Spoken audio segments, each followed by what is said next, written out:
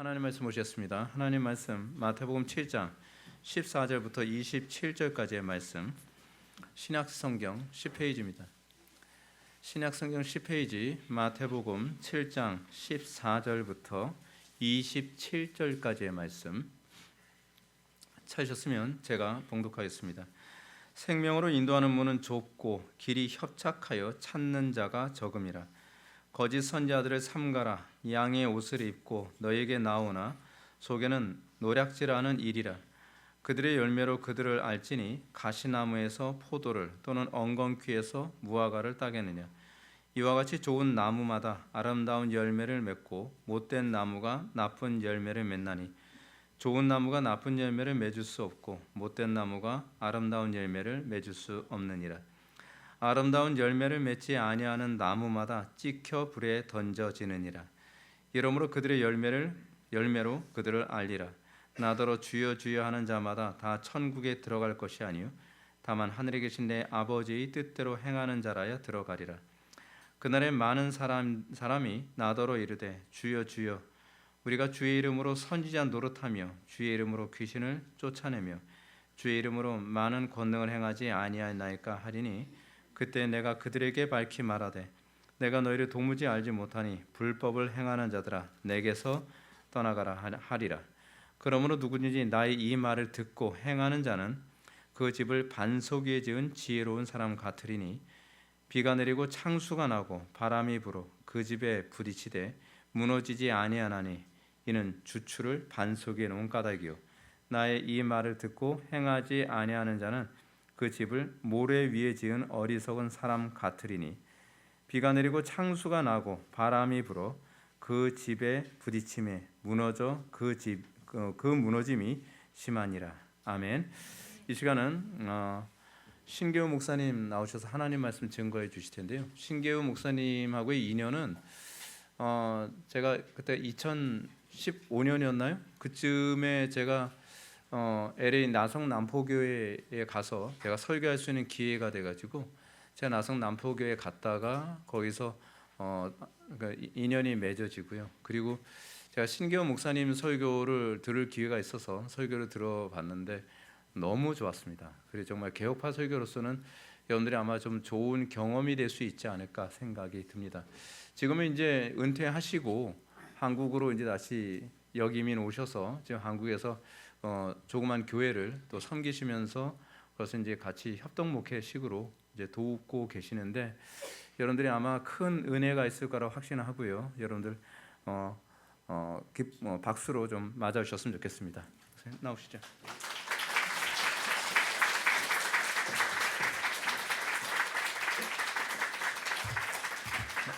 반갑습니다. 이거 박수 받을 일은 아닌데.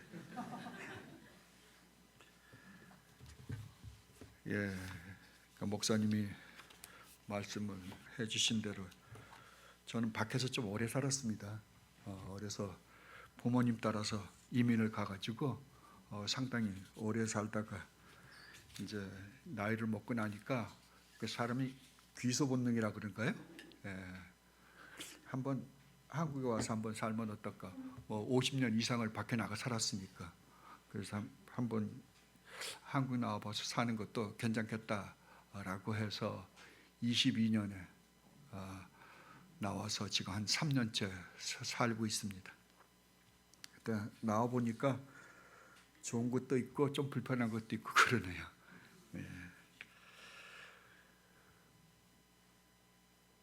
제가 얼마 전에 목사님하고 전화 통화가 됐어요. 우연하게 서로 안부를 묻고 이제 인사를 나누는데 목사님이 오늘 이날이 이 교회 22주년 창립 기념 감사 예배가 있다고 좀 참석해 줄 수 있냐 그래서 그러라고 참석하겠다고 그냥 그랬거든요. 그리고 전화를 끊고 이제 가만히 있었어요. 그랬는데 지난 월요일 날인가요? 월요일 날이죠, 목사님? 월요일 날 저한테 카톡이 왔어요. 목사님, 저 본문하고 설교 제목 좀 주세요. 그래요.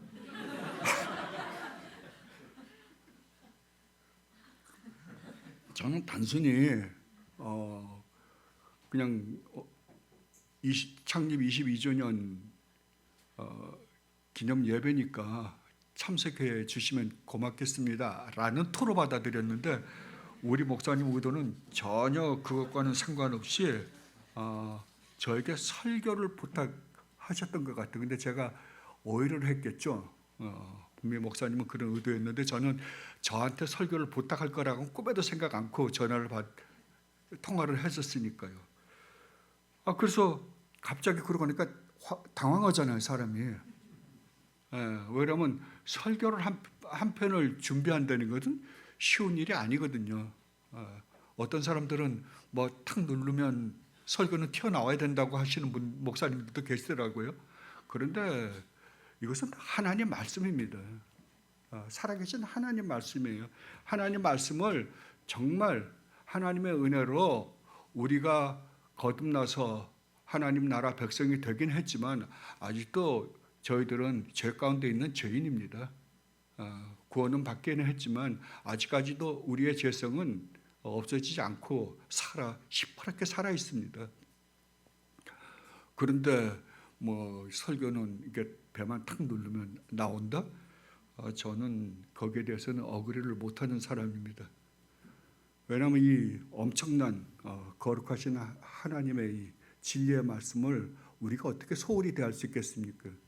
이 설교 한 편을 준비를 하려면 하나님 앞에 성령 하나님의 도움이 없이는 아무것도 안 되잖아요. 하나님 앞에 기도하고 또 무릎 꿇고 답을 얻고 그러면서 또 성경 여러분들이 알다시피 이게 1800페이지입니다. 그죠? 1800페이지 안에 있는 것 중에 뭘 고르겠어요. 그죠? 그리고 과연 여기에 매치되는 성경 구절이 있는가 생각을 해보고 또 생각을 해보고 그렇게 해서 설교 한 편을 하려면 옛날에 존 스타트 목사님이 그런 말씀을 하신 걸 들었습니다. 설교 한 편을 하는데 시간이 얼마나 걸리십니까? 라고 제자들이 물어봤답니다. 학교의 교수님이셨으니까요. 그랬더니 존 스타트 목사님이 설교 한 편을 하기 위해서 준비 작업만 한 일주일이 걸립니다. 그리고 다 준비가 끝난 다음에 설교를 작성하는 데만 딱 앉아서 12시간 걸린다고 그러더라고요. 존 스타트 목사님이. 그렇게 신학의 대신학자가 그렇다 그러면은 우리 같은 사람은요. 뭐 2주일, 3주일 걸려도 본문 하나 고르는 건 정말 힘들 거예요. 그래서 그때서부터 큰일 났더라고요. 그래서 그때서부터 기도하면서 지금 생각을 떠올리기 시작한 거죠. 어떤 본문으로 해야지 정말 22주년 창립 기념 예배에 누가 되지 않을까. 근데 창립 예배에 관한 본문을 찾기라고는 그렇게 쉽지 않더라고요. 앞만 봐도 제 눈에는 잘 안 보여요. 그러면 그런 걸 해본 적이 없으니까요. 성경에는 기껏 이때는 게 이제 성전을 지어놓고 성전을 헌당식 할 때. 그러나 신약에서는 성전의 의미가 구약의 성전의 의미와 신약의 성전의 의미는 완전히 다르잖아요. 여러분들이 이미 아시는 것처럼 구약의 성전은 신약에서 우리 주님과 우리 주님 예수 그리스도 안에서 구원을 받은 하나님이 거하시는 우리들, 여러분들이 성전이잖아요. 그러니까 그러한 개념은 이미 없어진 지 오래고, 그렇다면 무엇을 설교를 할까? 그래서 이런 본문 저런 본문을 한참 생각을 해봤습니다. 생각을 해보니까 도저히 생각이 안 돼요. 왜 하나 떠오르면 이걸 한번 해볼까 그러면 또 아니고, 이걸 해볼까 그러면 또 아니고. 그래서 한참 고민을 하고 있는데 제 머릿속에 한 성경 본문이 생각이 났어요. 그게 뭐냐 그러면 오늘 목사님이 읽어드린 마태복음 7장의 이야기였습니다. 7장 13절로 27절 말씀이었습니다.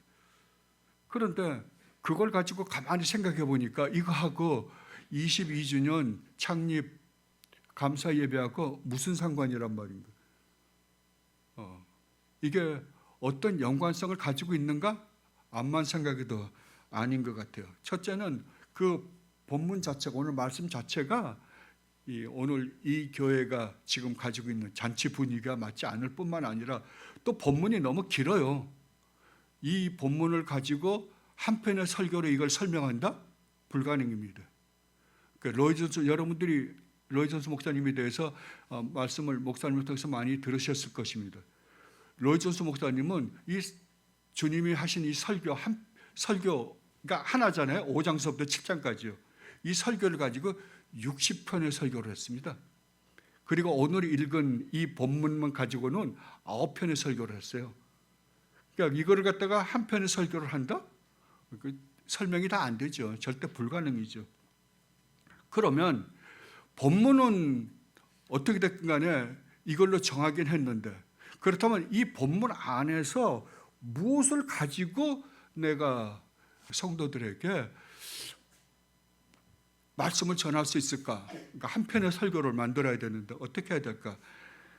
고민도 되고, 또 어차피 뭐 성령 하나님의 도움이 없이는 아무것도 안 되니까 열심히 기도도 했죠. 그리고서 이제 뭐 우리 설교를 하시는 분들은 다 아시겠지만 주석책도 찾아보고, 그 다음에 여기에 관해서 설교하신 분들이요, 우리 믿음의 선배들이라고 하신 분들의 책도 열심히 읽어보고,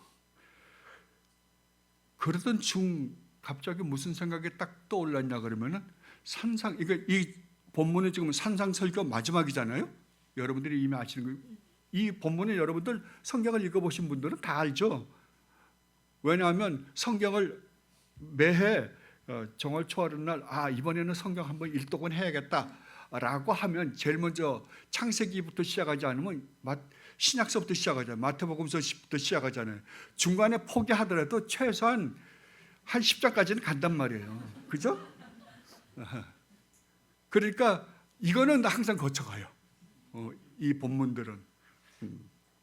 그러니까 여러분들이 이게 주님께서 처음에 공생애를 시작하실 때 첫 번째 설교인데 너무 완벽하게 돼 있어요. 이건요, 이 설교는 그 첫 번째 설교인데 그 첫 번째 설교 안에 이것이 들어있다 라는 거였어요. 그러면 이 본문이 산상설교 안에 있다라고 한다면 산상설교가 가지고 있는 구조는 어떻게 구성이 되어 있는가 라는 것에 관심을 갖게 되었습니다. 그래서 가만히 들여다보니까 여러분들이 이미 아시는 것처럼 이 마태복음 5장 1절로부터 16절까지는 참 성도는 어떠한 존재인가, 성도란 과연 누구인가 라는 것이었습니다. 그리고 두 번째로 5장 17절로 20절 말씀은 예수님은 누구이신가, 예수님은 이 땅에 왜 오셨는가, 왜 오실 수밖에 없었는지에 대한 이유 설명이 들어있는 것이 5장 17절로부터 20절이었어요. 그리고 세 번째로 5장 21절서부터 7장 12절까지는 무엇이 기록되어 있냐 그러면, 그렇다면 참 성도는 이 세상에서 어떻게 살아야 되는지에 대해서 말씀하셨습니다. 그것은 구약의 하나님의 율법을 가지고 재해석해 주면서 정말 성도가 어떻게 살아야 되는지에 대해서 소상하게 설명해 주시는 부분이었거든요. 그리고 마지막에 오늘 우리가 읽은 네 번째 7장 12절서부터 27절을 보니까 재밌게도 첫 번째 5장 1절로 16절 말씀과 같이 참 성도는 어떤 존재인가라는 것에 대해서 기록하고 있구나라는 것을 보게 된 거예요. 그래서 그렇다면 오늘 이 본문을 가지고 본문에 대해서 자세하게 다, 그거는 우리 목사님이 워낙 잘 가르치시니까 목사님한테 가서 목사님한테 잘 배우시고요. 이것에 대해서 과연 참 성도는 어떤 존재이며 어떤 존재여야 하는가에 대해서 보려고 합니다. 여러분들이 성경을 읽으실 때 우리가 보통 보면 성경을 읽는다, 일독을 한다 그러면은 뭐 로버트 맥체인 목사님 성경 읽기 뭐 이런 거 여러 가지 방법이 있겠지만 그걸 가지고 읽거든요. 그래서 열심히들 읽습니다. 그런데 가만히 여러분들이 뭐든지 생각을 해보세요. 성경을 읽는다 그러고 열심히 읽다 나면 어떤 결과를 발생이 되냐 그러면은 성경이 무엇인지 몰라요. 성경을 하나의 책처럼 내가 읽는 걸로 끝내버려요.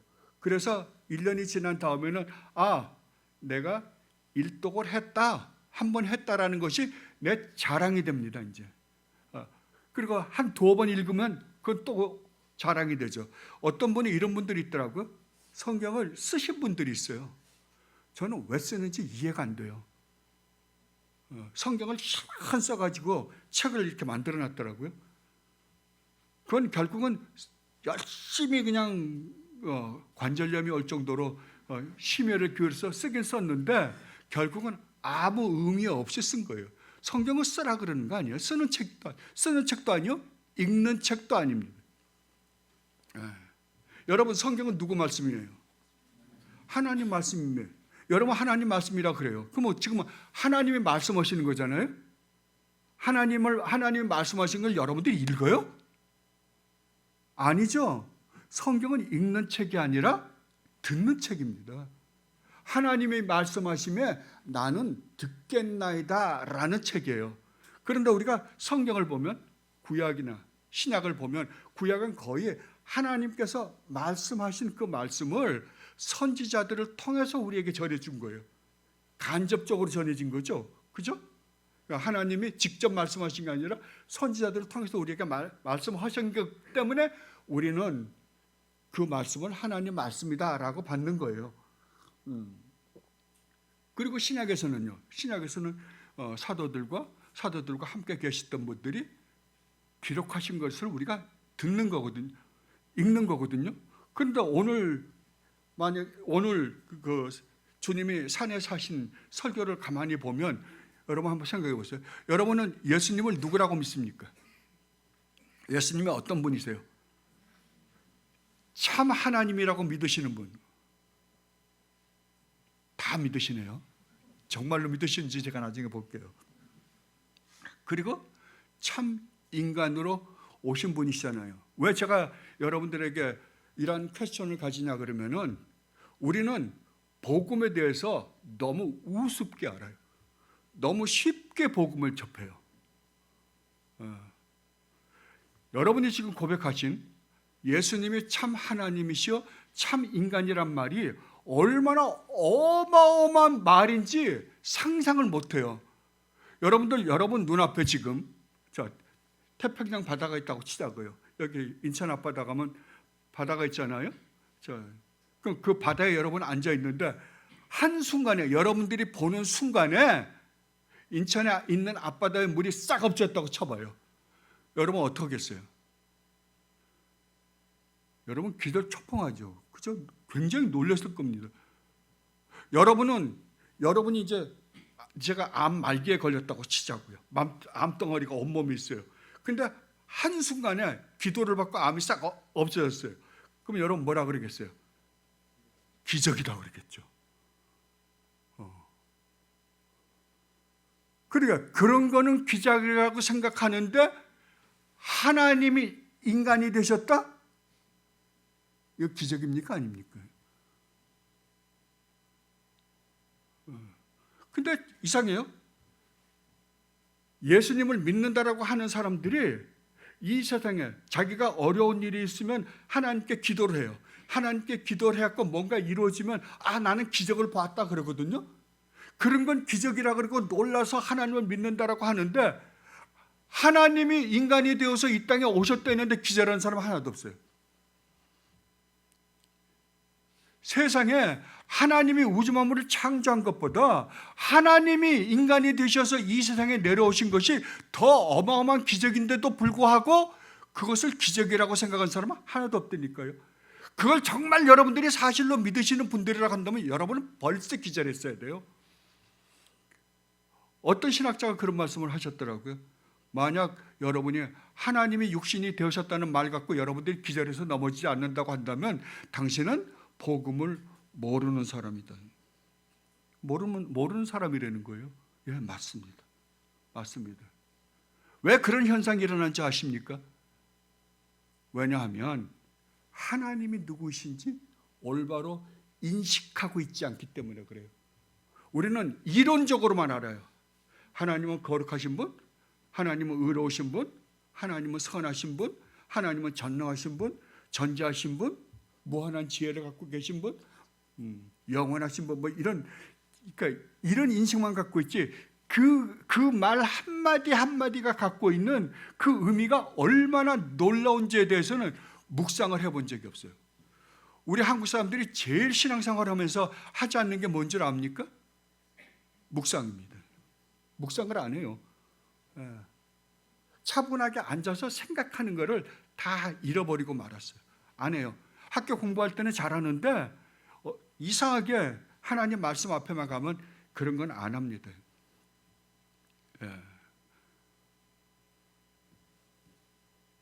그런데 여러분,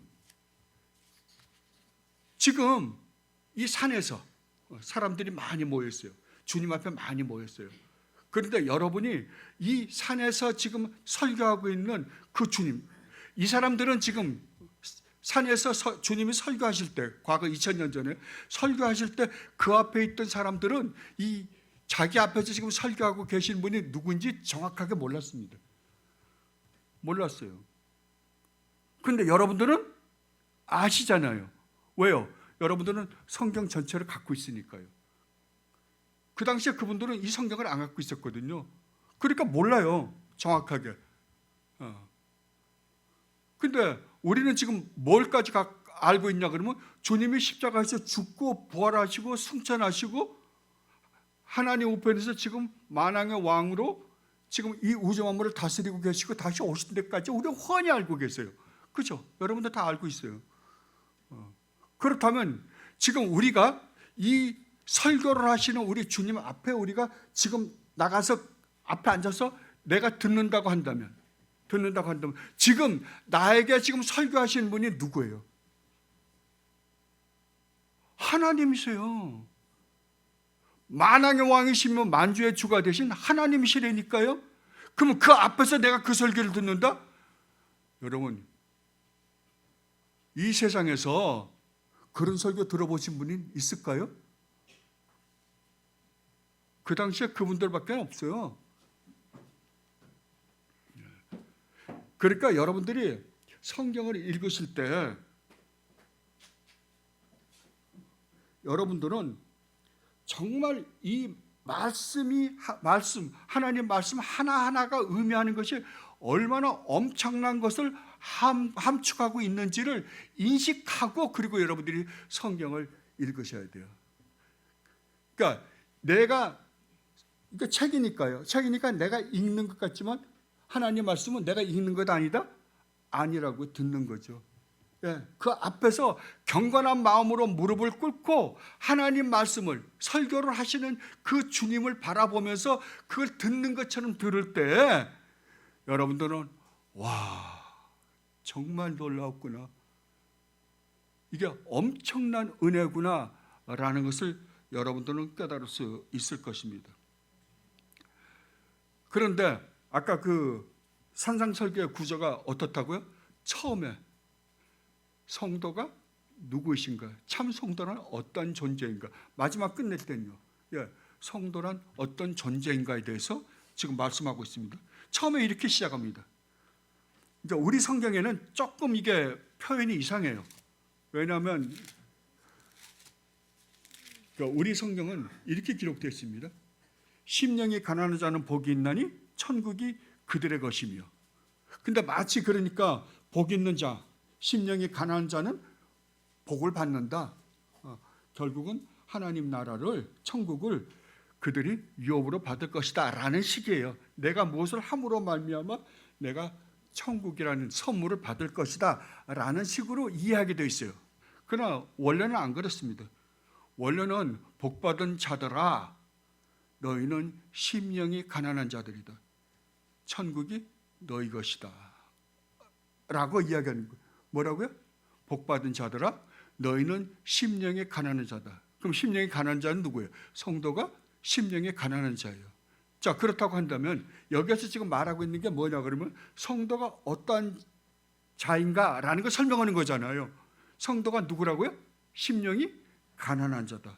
그 다음에요, 그런 그 패턴으로 우리가 읽어보면 그 다음에는요, 복받은 자들아 너희는 애통하는 자들이다. 너희는 위로를 받을 것이다. 복받은 자들이여 너희는 온유한 자들이다. 너희는 땅을 기업으로 받을 것이다. 복받은 자들이여 너희는 의에 지리고 목마른 자들이다. 너희는 배부를 것이다. 복받은 자들이여 너희는 긍휼히 여기는 자들이다. 너희는 긍휼히 여김을 받을 것이다. 복받은 자라 너희는 마음이 청결한 자다. 너희는 하나님을 볼 것이다. 복받은 자들이여 너희는 화평하게 하는 자들이다. 너희는 하나님의 아들이라 일컬음을 받을 것이다. 복받은 자들이여 너희는 의를 위하여 박해를 받는 자들이다. 천국이 너희 것이다. 복받은 자들이여 너희는 나로 말미암아 사람들로 하여금 욕을 먹고 박해를 받고 거짓으로 너희를 거슬러 모든 악한 말을 들을 것이다. 그러나 그때 너희는 기뻐하고 즐거워하라. 왜냐하면 하늘에서 너희의 상이 클 것이기 때문이다. 너희보다 전에 있었던 모든 선지자들도 이같이 박해하였었느니라. 아멘. 이렇게 해서 주님은 처음에 이 산에 사신 설교를 하실 때 성도가 누구이신가에 대해서 설명해 줬어요. 뭐라고요? 성도는 심령이 가난한 자다, 애통하는 자다, 온유한 자다, 의에 지리고 목마른 자다, 그리고 마음이 청결한 자다, 그리고 긍휼히 여기는 자다, 화평케 하는 자다. 그 다음에 뭐라고요? 의를 위하여 박해를 받는 자들이다. 그러면 여러분들 신약 성경을 보면 여러분 성도가 성도됨의 증거 중에 가장 큰 게 뭐라고 그러는지 아십니까? 성경은 뭐라 그래요? 성경에서 가장 강조하는 게 뭡니까? 성도가 성도됨의 특징 중 가장 강하게 가리키는 것, 핍박입니다. 핍박이에요. 박해예요. 고난이에요. 그렇다면 성도는 이 세상을 사는 동안 잘되고 이 세상의 모든 축복을, 여러분들이 원하는 축복을 성경은 너희들에게 해주겠다는 것이 아니라 너희는 반드시, 너희가 참 성도라고 한다면 너희는 이 세상에서 반드시 고난을 받을 것이다, 박해를 받을 것이다 라고 이야기를 하고 있습니다. 그럼에도 불구하고 오늘날은 그렇게 가르치지 않고 있죠. 그리고 그 다음에 주님이 내가 어떤 존재인지, 내가 이 세상에 왜 왔는지를 설명하고 그 다음에 계속해서 너희가 참 성도라고 한다면 너희는 반드시 이렇게 살아야만 하는 존재들이다 라는 것을 이야기한 다음에, 그리고 오늘 본문에 대해서 지금 주님이 이야기를 하고 있는 것입니다. 오늘 본문을 다시 한번 읽어보도록 하겠습니다. 자, 오늘 본문을 다시 한번 읽어보십시다. 좁은 문으로 들어가라. 왜냐하면 멸망으로 인도하는 문은 크고 그 길이 넓어 그리로 들어가는 자가 많고 생명으로 인도하는 문은 좁고 길이 협착하여 찾는 자가 적기 때문이다. 거짓 선지자들을 삼가라. 그들은 양의 옷을 입고 너희에게 나오나 속에는 노략질하는 이래라. 그들의 열매로 그들을 알지니 가시나무에서 포도를 또는 엉겅퀴에서 무화과를 따겠느냐.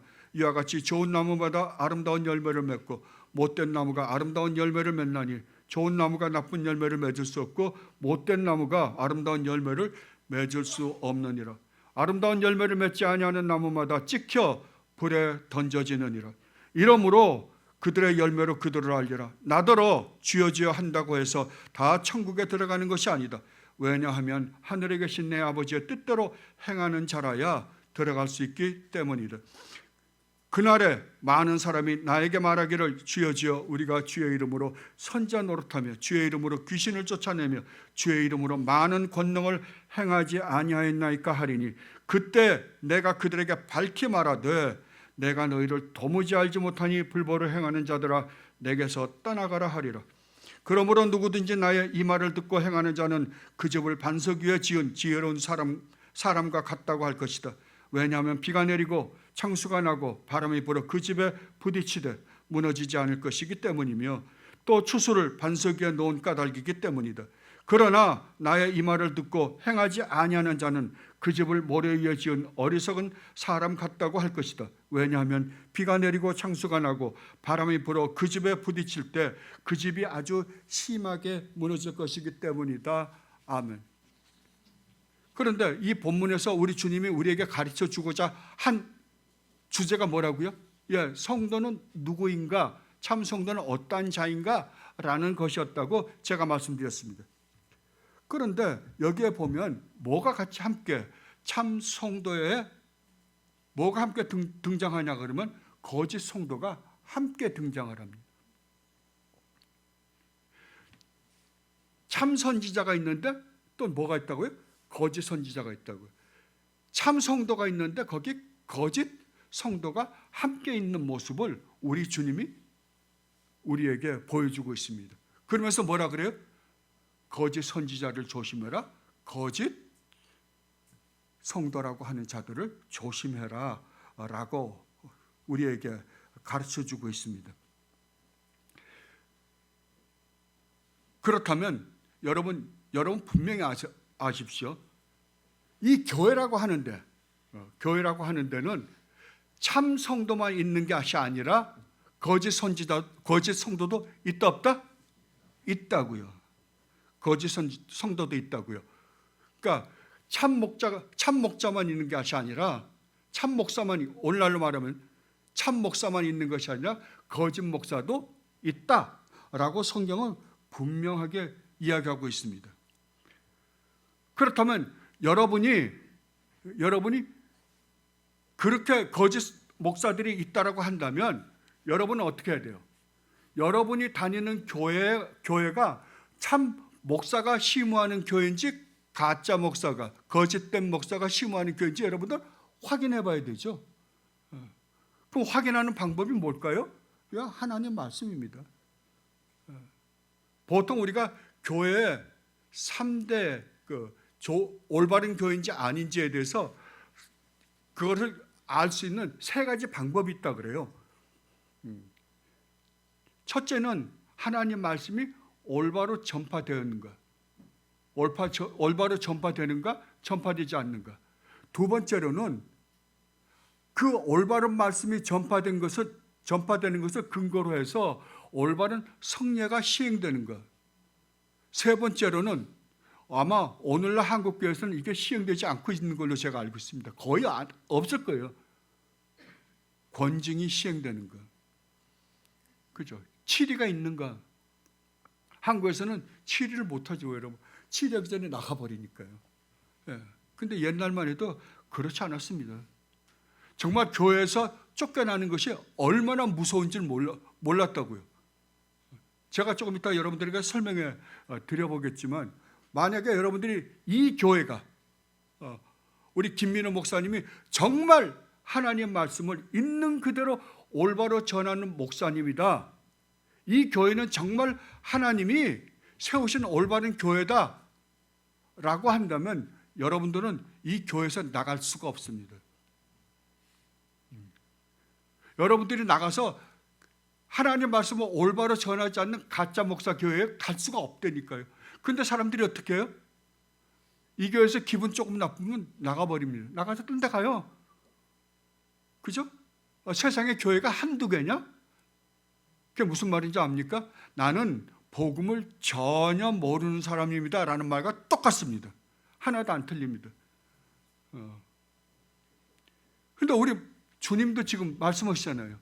성도가 누구인가를 설명하면서 하시면서 누구에 대해서 가르쳐 주냐 그러면 가짜들 조심해라. 거짓 목사들 조심해라. 거짓 성도들 조심해라 라고 지금 말씀하고 계시는 것입니다. 그런데 문제는 뭐냐 그러면은 문제는 거짓 목사가 올바른 목사, 참된 목사, 거짓 성도가 참 성도보다 숫자가 월등히 많다는 거예요. 그렇죠.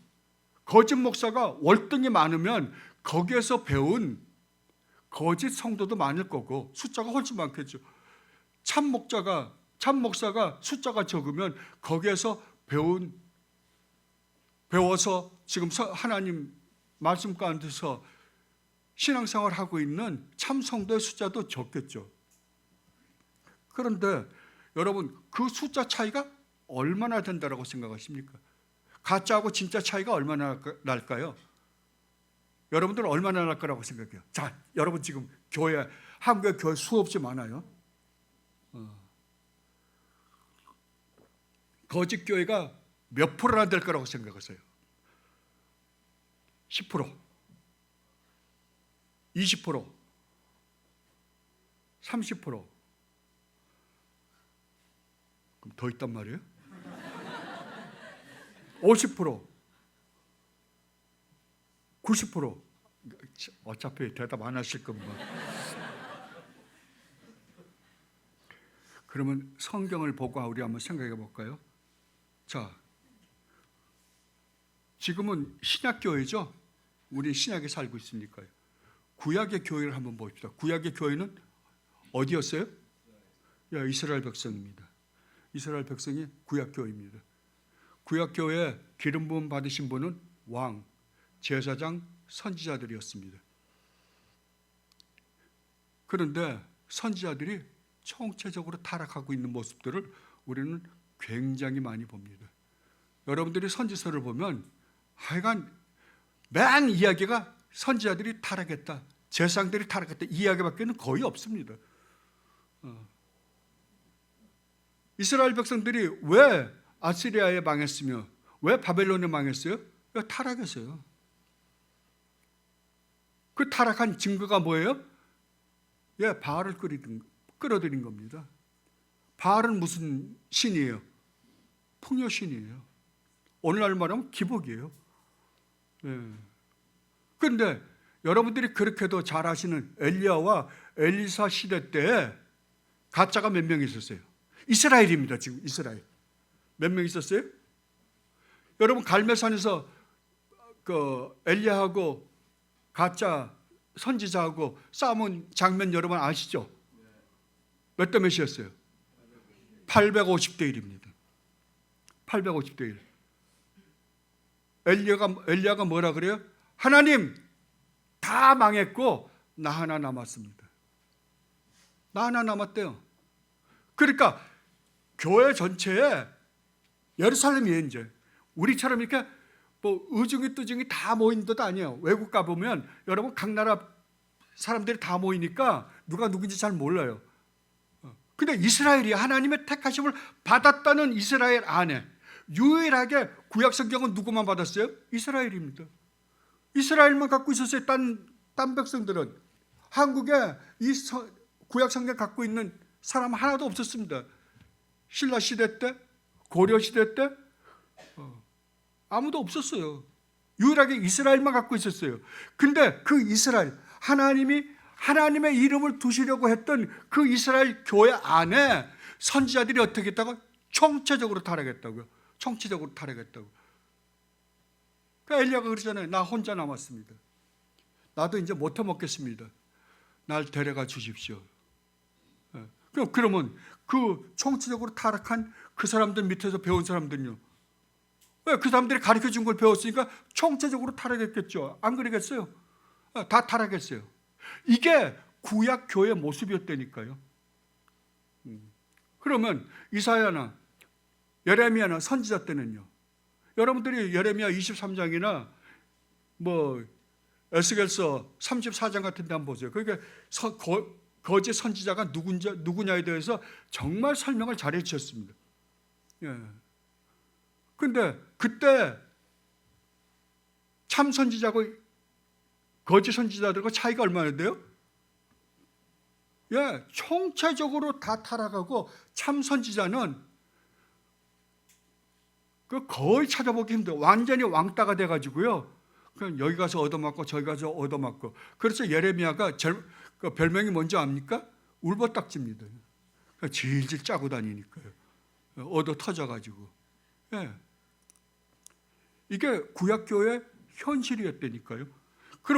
그런데 교계에 앉아가지고 거들먹거리는 사람들은 다 누구예요? 왕 옆에서 온갖 부경을 다 누리고 거들먹거리던 선지자들은 누구였어요? 예, 거짓 선지자들이에요. 다 거짓 선지자들이었습니다. 그렇다고 한다면 주님이 오셨을 때 유일하게 이스라엘만 야훼 하나님을 믿는 국가였습니다. 근데 그들은 누굴 기다렸어요? 예, 메시아를 지금 기다리고 있는 사람들이 유일무이하게 전 세계에서. 우리 한국이나 중국이나 아프리카나 다른 민족들은 메시아를 기다려본 적이 없습니다. 유일하게 이스라엘만 메시아를 기다렸어요. 근데 그 오시리라고 약속을 했던 그 메시아가 지금 왔습니다. 그죠? 왔을 때 이스라엘 사람들은 누굴 믿고 있었어요? 누굴 섬기고 있었어요? 여러분, 요한복음 8장에서 이렇게 주님이 말씀하십니다. 주님 말씀하신 걸 한번 들어보세요. 그러니까 그들은 뭐라 그러냐 그러면 우리가 지금 믿고 있는 하나님은 성경이 말하고 있는 아브라함에게 나타났던 하나님, 이삭에게 나타났던 하나님, 야곱에게 나타났던 그 하나님을 우리가 믿고 있습니다. 그랬더니 주님이 뭐라고 그랬냐 그러면 너희는 너희 아비 마귀에게서 났으니 너희 아비의 욕심대로 너희도 행하고자 하느니라.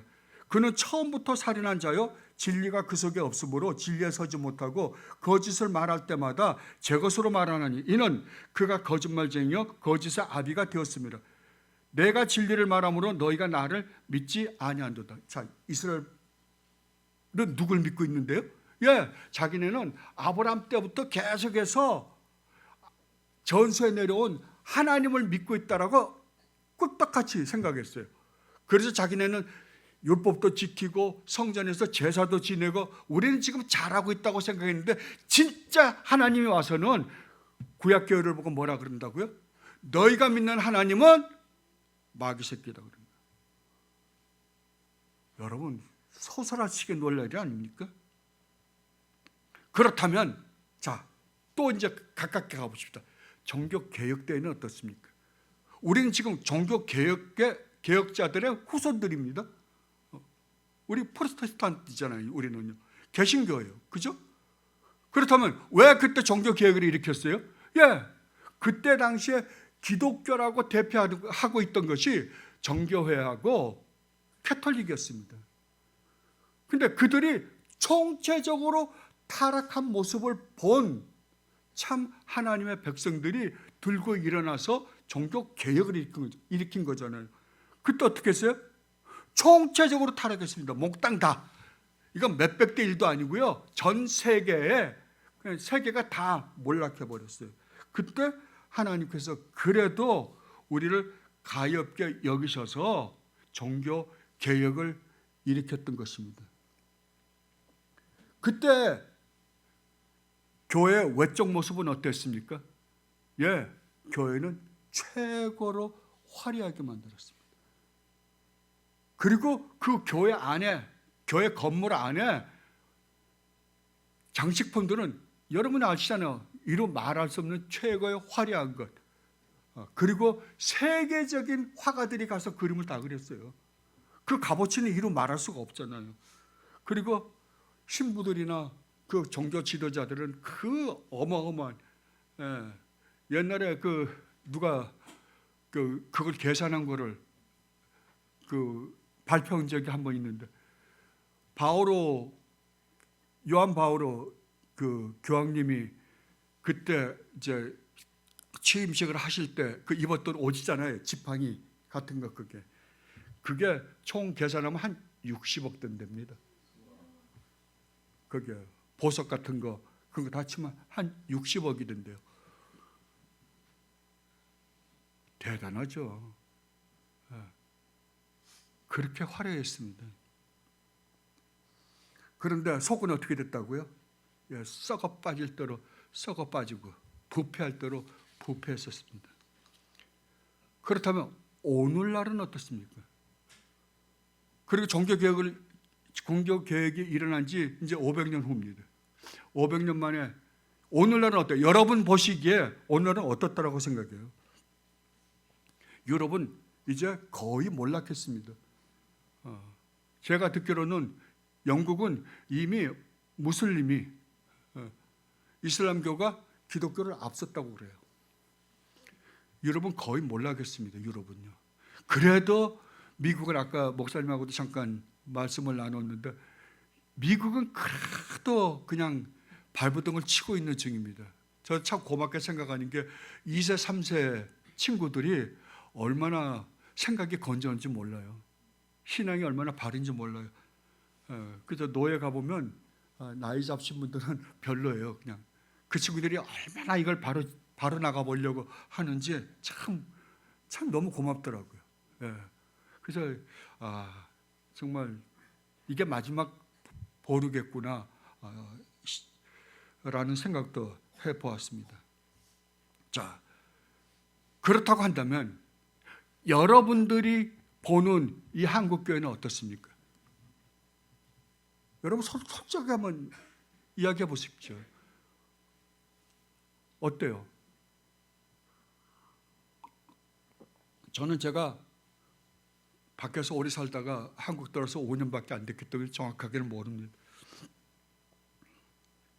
그런데 제가 한국에 딱 들어보니까 할 말이 없더라고요. 왜냐하면 제가 교회를 어디 출석해야 될까 해서 여러 군데를 다녀봤거든요. 할 말이 없어요. 입이 쩍 벌어져요. 이거는 손댈 데가 없구나 라는 생각이 들었습니다. 교회 건물들은 얼마나 큽니까요? 그리고 화려합니다. 찬양대도 화려해요. 그리고 수만 명, 수십만 명씩 모입니다. 그런데 거기에는 하나님이, 주님이 아니 계십니다. 마이클 홀튼 교수님이라고 웨스트민스터 신학교 에스콘지도 거기에 교수로 계시는 분이 계세요. 요새 21세기에 들어와서 가장 뜨시는 분 중에 한 분이세요. 상당히 좋으신 분이신데 그분이 쓴 책 중에 그리스도 없는 기독교라는 책이 있습니다. 그리스도 없는 기독교. 여러분, 기독교는 뭐가 기독교예요? 그리스도교가 기독교잖아요. 근데 그리스도가 없으면 어떻게 그게 기독교입니까? 얼마나 답답하면 그리스도 없는 기독교라는 책을 쓰셨어요. 그게 오늘날 현상이에요. 근데 그분은 미국을 보고 그렇게 쓴 거잖아요. 한국은요. 제가 와보니까 아니 뭐라고 할 말이 없어요. 입이 쩍 벌어져가지고. 어떻게 타락을 해도 이렇게까지 타락을 할 수 있는지.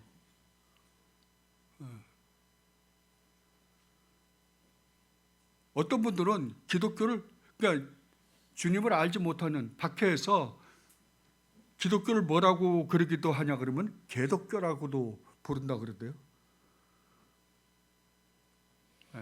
가장 주님의 영광을 드러내야 할 교회가 세상 사람들 하여금 개독교라는 소리 들으니 그게 갈 때까지 갔다는 소리잖아요. 이스라엘 백성들이 메시아를 얼마나 기다렸는지 모릅니다. 그런데 그들이 기다렸던 메시아는 어떤 메시아였어요? 자기네들을 이 세상에서 가장 강대국으로 만들어줄 메시아.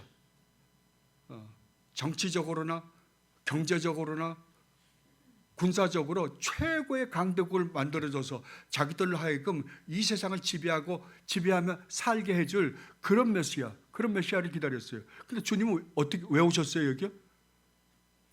죽으러 오셨어요. 자기가 기다렸던, 자기가 그렇게도 기다렸던, 기대했던 그 메시아가 아니었단 말입니다. 그러니까 어떻게 했어요? 죽여버렸어요. 그렇게도 기다렸는데 죽여버렸다고요. 그런데 만약, 제가 그런 생각을 해봤어요. 만약 주님이 오늘날 이 땅에 오셔서 교회에 참석한다면 교회에서 어떻게 받아들일까? 저는 똑같이 죽일 거라고 생각을 합니다. 어떤 분이 이런 말씀하시더라고요. 오늘날 칼빈이 여기 오면 칼빈은 이단이라고 정죄받을 거라고요. 그러면 왜 이러한 현상이 일어난지 아십니까? 교회가 성경을 버렸기 때문입니다.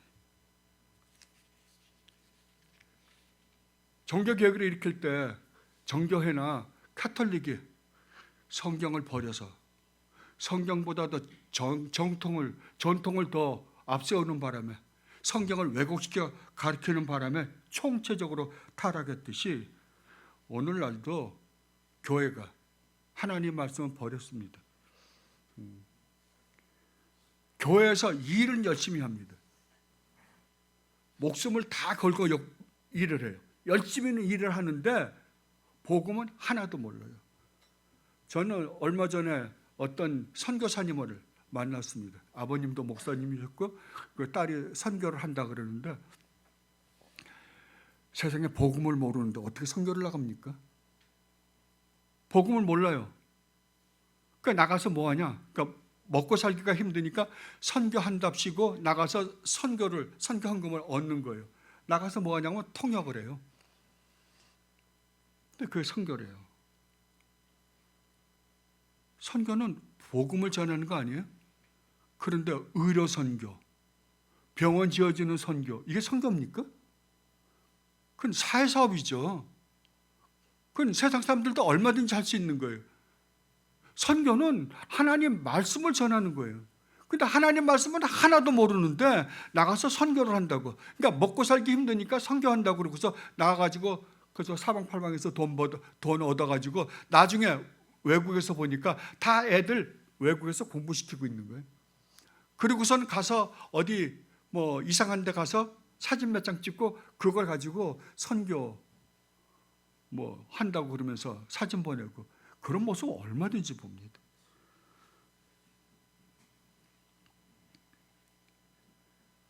정말 평생을 교회를 다니는데 하나님이 누구이신지, 예수 그리스도가 누구이신지, 그분이 여기 왜 오셨는지, 오셔서 하신 일이 무엇인지, 그 일로 말미암아 우리에게 주어진 하나님의 축복이 무엇인지 전혀 모르고 교회를 다니는 사람들이 허다합니다. 거의 다입니다. 그렇게 해서 하나님이 누구이신지 모르니까 내가 어떠한 존재인지를 모르는 거예요. 내가 얼마나 타락했고 얼마나 부패했고 얼마나 무능한 존재인지를 모르는 거예요. 왜냐하면 하나님을 모르고선 나를 알 수가 없으니까요. 그걸 모르는데 어떻게 복음을 알 수가 있냐고요.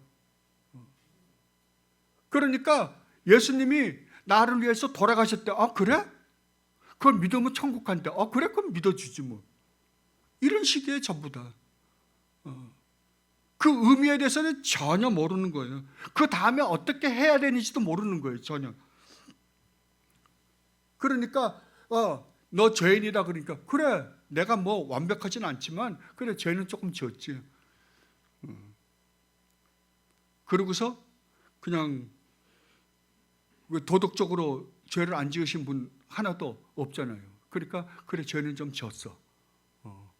그 죄를 회개하고 예수님 믿는다고 고백하면 구원 받는다니까 그래 믿지 뭐. 그리고 교회에 나오시는 분들이 허다하게 많습니다. 그리고서 교회 모아놓으면요. 교회 모아놓고는 그 다음부터 하나님의 말씀으로 양육시키는 게 아니라 정말 복음이 무엇인지를 그들로 하여금 깨달아 알게 하는 것이 아니라 일을 시키는 거예요. 그다음에 새벽기도 나와라, 뭐하라. 그리고 온갖 목사님들 머리 진짜 좋아요. 하여간 삥땅 치는 데는 뭐 있어요? 돈 걷는 데는 하여간 잃는 것 같아요. 그래서 이런 핑계 대서 돈 걷고 저런 핑계 대서 돈 걷고 그리고 그 돈 갖고 나가서 거들먹거리고 돌아다니고.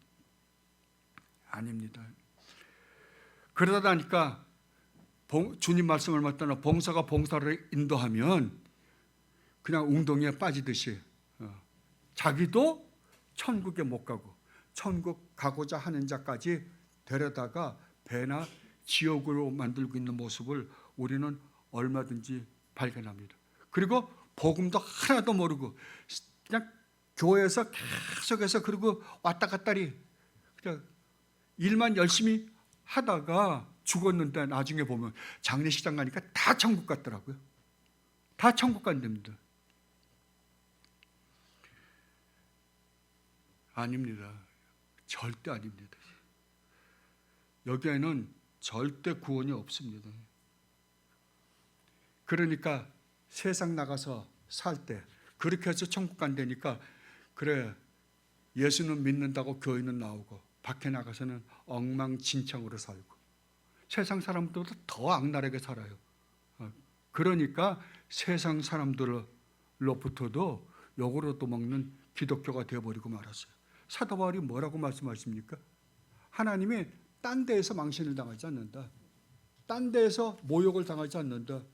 교회라고 이름하는 이곳에서 지금 하나님은 엄청난 모욕을 당하고 있다라고 말씀하십니다. 여러분 처음부터 이 교회에서 신앙생활 하신 분들도 있을 것입니다. 그러나 여러분들이 만약에 20년, 30년, 40년 신앙생활을 하셨다고 한다면 수많은 교회에 나가서 신앙생활 하시다가 이 교회 오신 분들도 계실 거예요. 그죠? 여러분 중에 혹시 이 교회 말고요. 우리 김민호 목사님은 잘 가르치고 계시니까 이 교회에서 말고 그 전에 있던 교회에서 혹시 웨스트민스터 신앙고백, 또 소요리 문답, 소대요리 문답, 하이델베르그 요리 문답, 혹시 벨직 신앙고백 같은 거 여러분 공부해 보신 적 있으세요? 네. 있으신 분도 있으시네요. 네. 저는 한 번도 못 들어봤습니다. 그런데 우리 장로교 목사님들이 인허를 받을 때 뭐라고 서약을 하는지 아십니까? 서약을 하는데 4가지를 서약합니다. 그 두 번째를 보면 이렇게 기록되어 있습니다.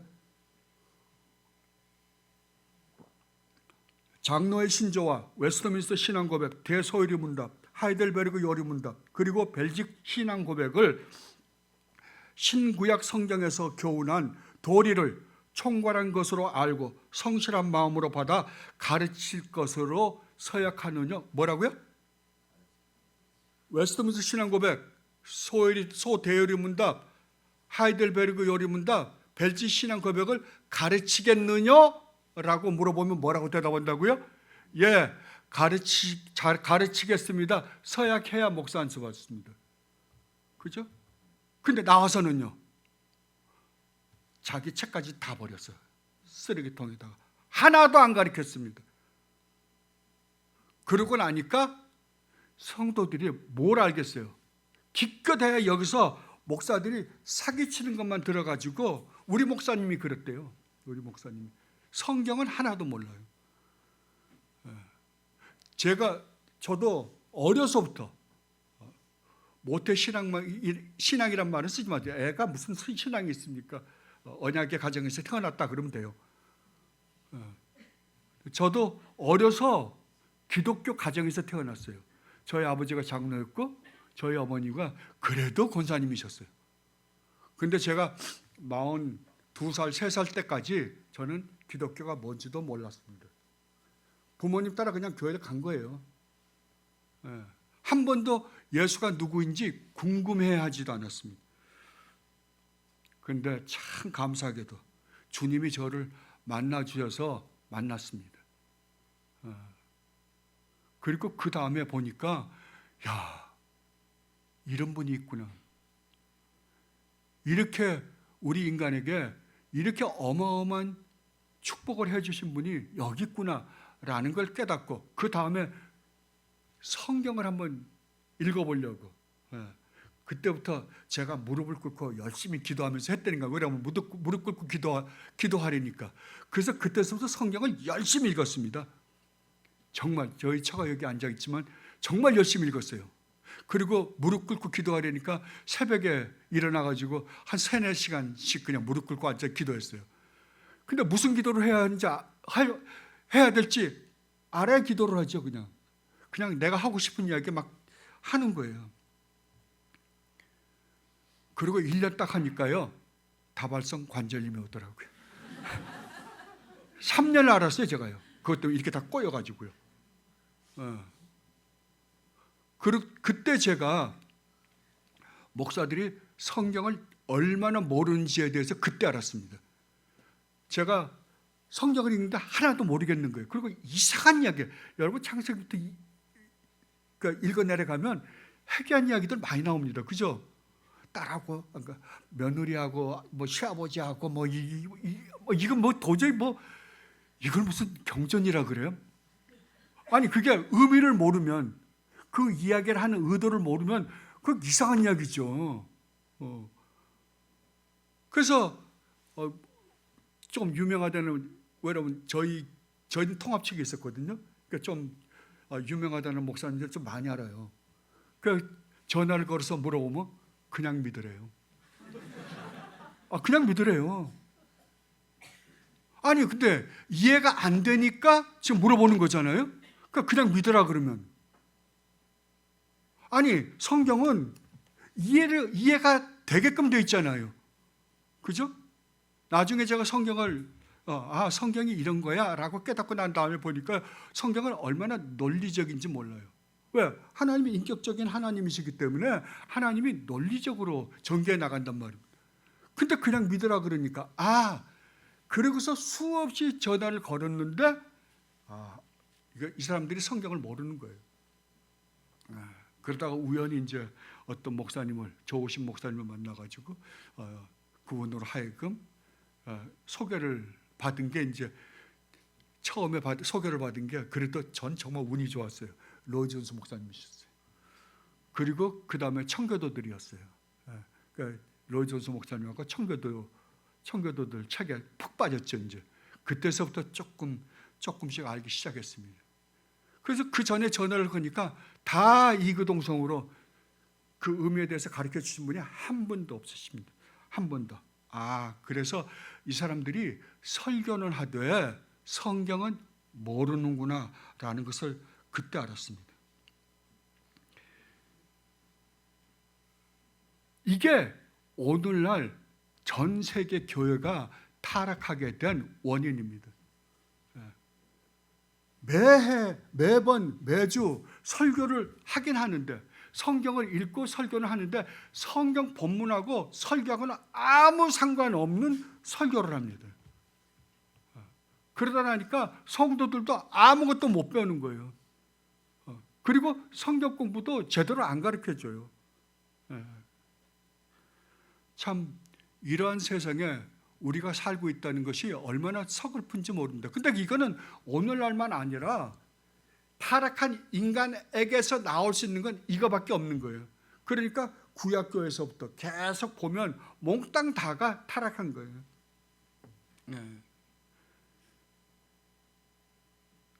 그래서 우리 주님께서는, 그러니까 오늘 제가 살펴보는 것은 이 본문 안에 있는 성도란 어떤 존재인가에 대해서만 제가 간단하게나마 여러분들에게 소개해 드릴까요? 왜냐하면 이걸 설교를 하려도 한편에 그 성도에 대한 개념 하나만 갖고도 설교를 한 번씩도 할 수 있거든요. 그건 목사님한테 여러분들이 배우시고, 제가 전체 구조만 지금 여러분들에게 잠깐 설명을 해드리는 걸로 마칠 것입니다.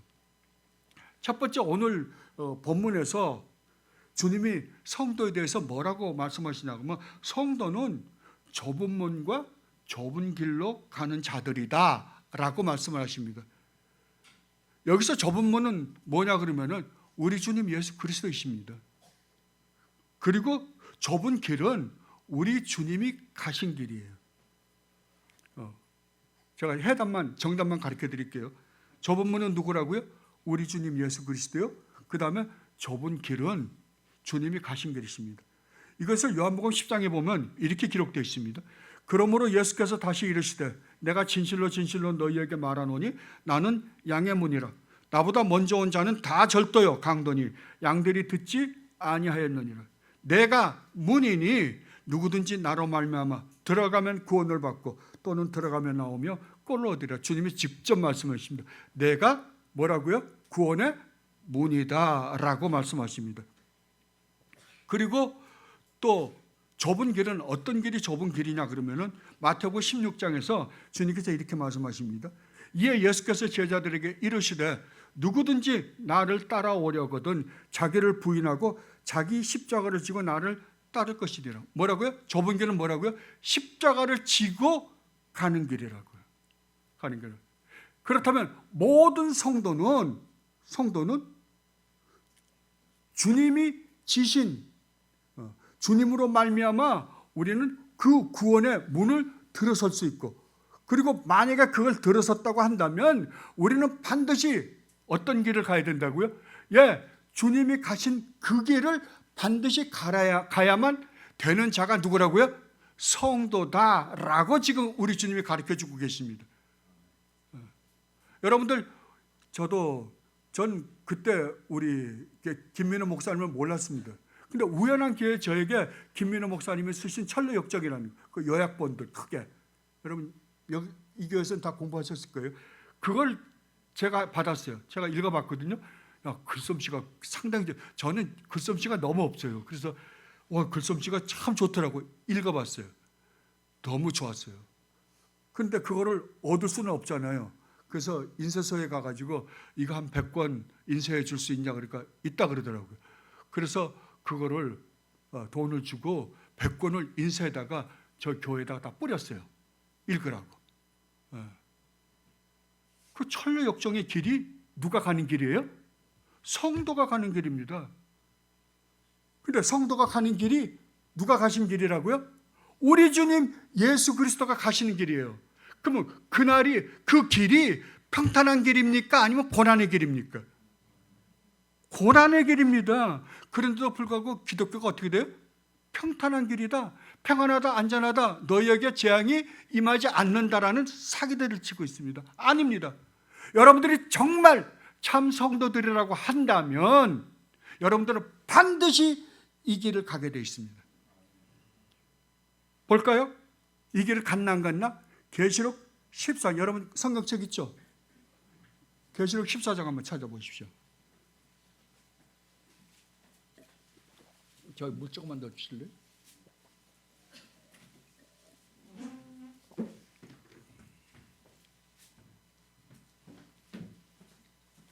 계시록 14장 1절로 5절 말씀입니다. 1절로 5절 말씀, 하나님 말씀입니다. 또 내가 보니 보라, 어린 양이 시온산에 섰고 그와 함께 14만 4천이 서 있는데, 이거 14만 4천은 성도들입니다.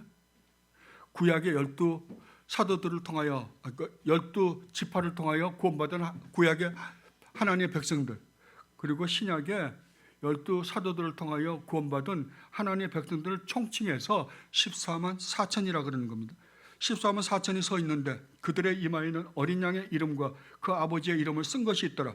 내가 하늘에서 나는 소리를 들으니 많은 물소리와도 같고 큰 우레소리와도 같은데 내가 들은 소리는 검은 것 타는 자들의 그 검은 거를 타는 것 같더라.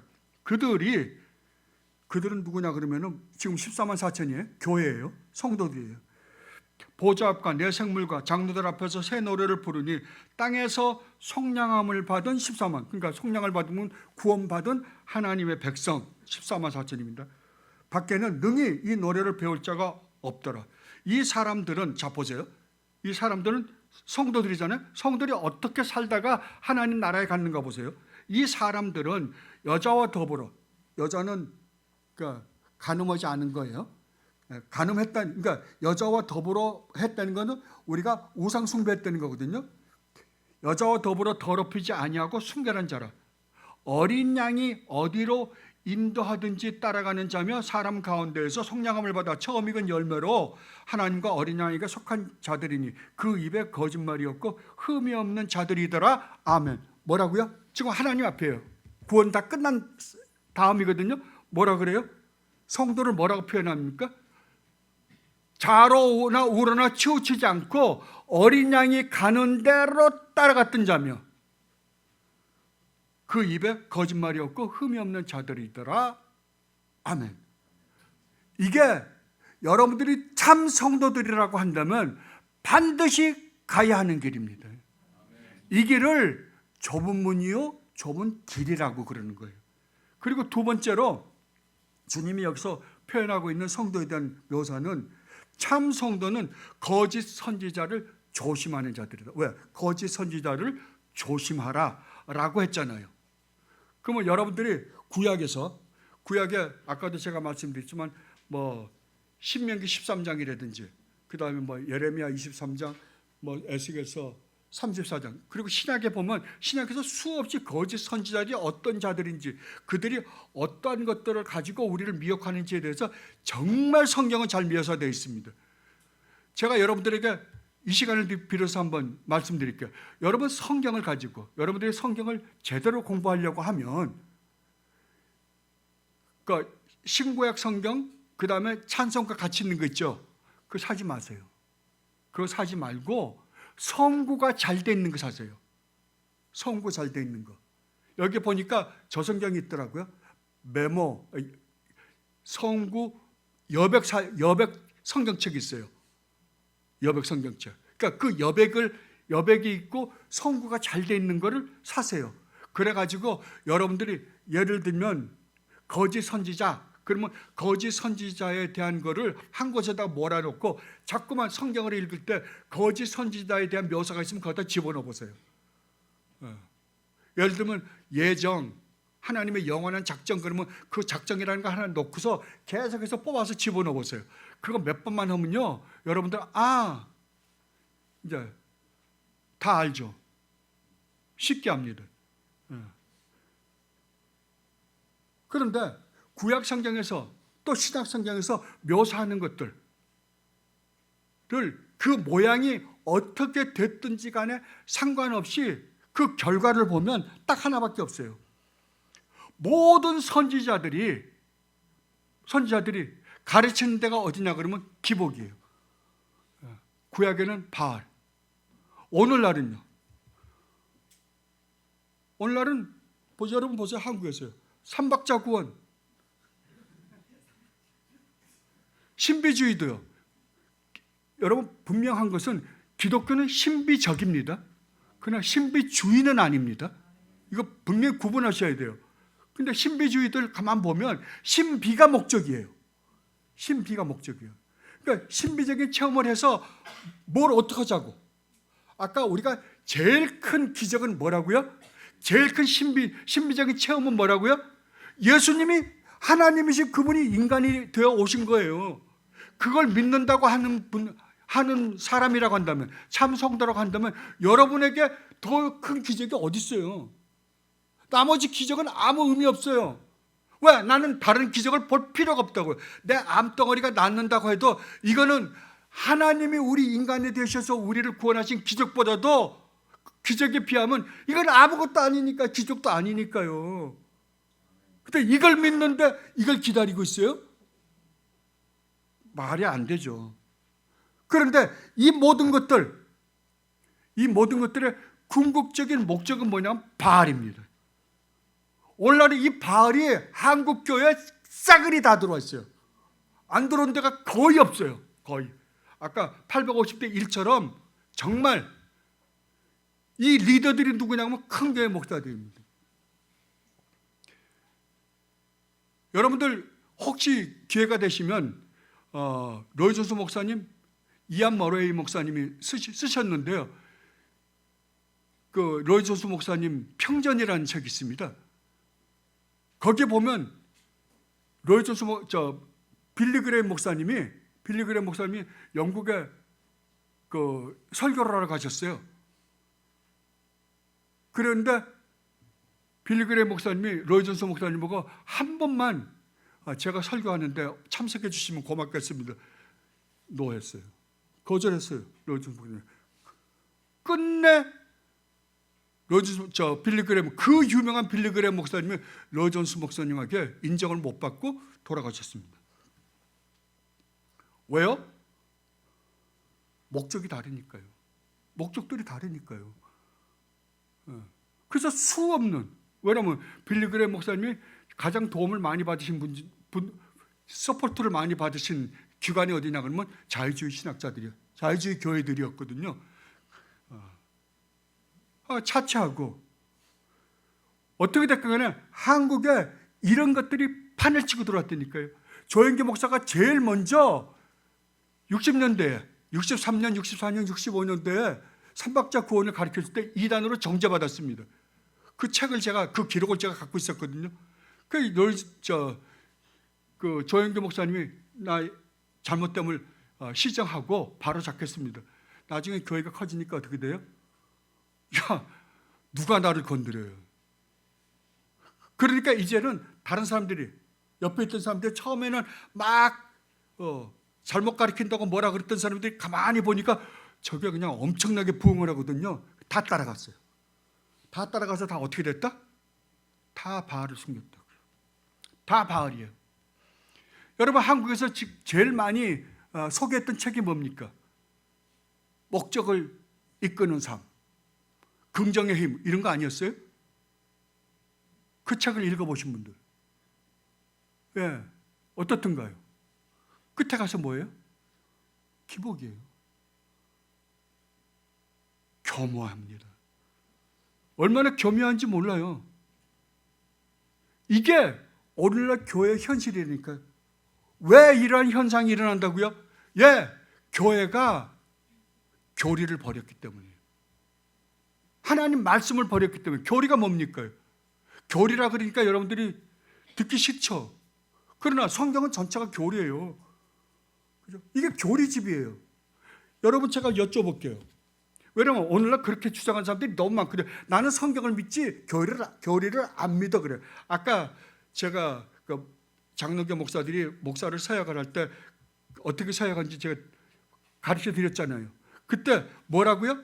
웨스트민스터 신앙 고백이나 이런 것들이 가장 성경에서 우리가 알아야 되는 이 교리들을 잘 요약해서 우리에게 가르쳐 준 것이다라고 정의를 내리잖아요. 성경이 아니라면 할 필요가 없어요. 여러분, 이 우주 만물은 누가 창조하셨습니까? 하나님이요. 교리예요. 예수님은 누구세요? 참 하나님이시며 인간이십니다. 교리예요. 우리는 어떻게 구원받습니까? 믿음으로 받습니다. 교리입니다. 그걸 교리라는 그러한 것들을 우리가 교리라고 부르자라고 서로 약속한 거예요. 이게 언어라는 건 약속이거든요. 그렇게 해서 부르자라고 약속한 것이지. 그러니까, 그런데 사람들이 뭐냐면 나는 성경을 믿지 나는 교리를 안 믿어. 그럼 그게 무슨 말이에요? 나는 아무것도 안 믿어, 이 말이나 똑같아요. 예. 그렇다고 지가 그걸 찾아낼 수 있어요? 그런 식으로 못 찾아냅니다. 예. 그런데 오늘은 그런 세상이 돼서 교리를 버리고 나니까 뭐만 남아요? 교회 안에 체험밖에 남는 게 없어요. 체험만 남아요. 체험이 자기 신앙이라고 생각하는 거예요. 아니에요. 여러분, 믿음으로 구원받죠? 믿음으로 구원받는다는 말의 의미가 뭔지 아십니까? 믿음으로 받는다 그러니까 그래, 난 예수를 믿어. 난 예수를 믿기로 작정했어. 그러면 뭐라 그러냐 그러면 너는 구원받았어 그래요. 그리고 자기 기도 따라하래요. 따라하니까 그래, 너는 구원받은 사람이야. 넌 거듭난 거야. 그래요? 그게 거듭난 거예요? 자, 예수를 믿는다라는 말의 의미, 이러다가 오래 가겠다 이제. 이게 하다 보니까 본문하고 본론하고는 아무 상관없이 내가 지금 이게 제 약점입니다. 자, 예수를 믿는다라는 말의 의미, 예수를 믿는다. 그러면 제일 중요한 게 뭐예요? 누구를 믿느냐잖아요. 그죠? 누구를 믿느냐? 예수를 믿는다. 하나님을 믿는다. 그러면 하나님이 누구시냐? 예수가 누구시냐? 그죠? 알아야 될 거 아니에요. 그 다음에 뭐예요? 무엇을 믿느냐잖아요. 내용이 있단 말이에요. 그럼 내용을 모르고서 어떻게 믿어요? 어느 날 갑자기 전도하는 사람들, 사형리가 위험한 게 그거예요. 전도 왔어요. 믿습니까? 자기가 말하신 건 몇 마디. 예수님이 당신은 죄인이십니다. 예수님은 우리를 위하여 이 땅에 와서 죽으셨습니다. 그게 다예요? 성경이 그걸로 끝내요? 그러고서 구원받았다 그러고. 자기가 구원받았대 이제.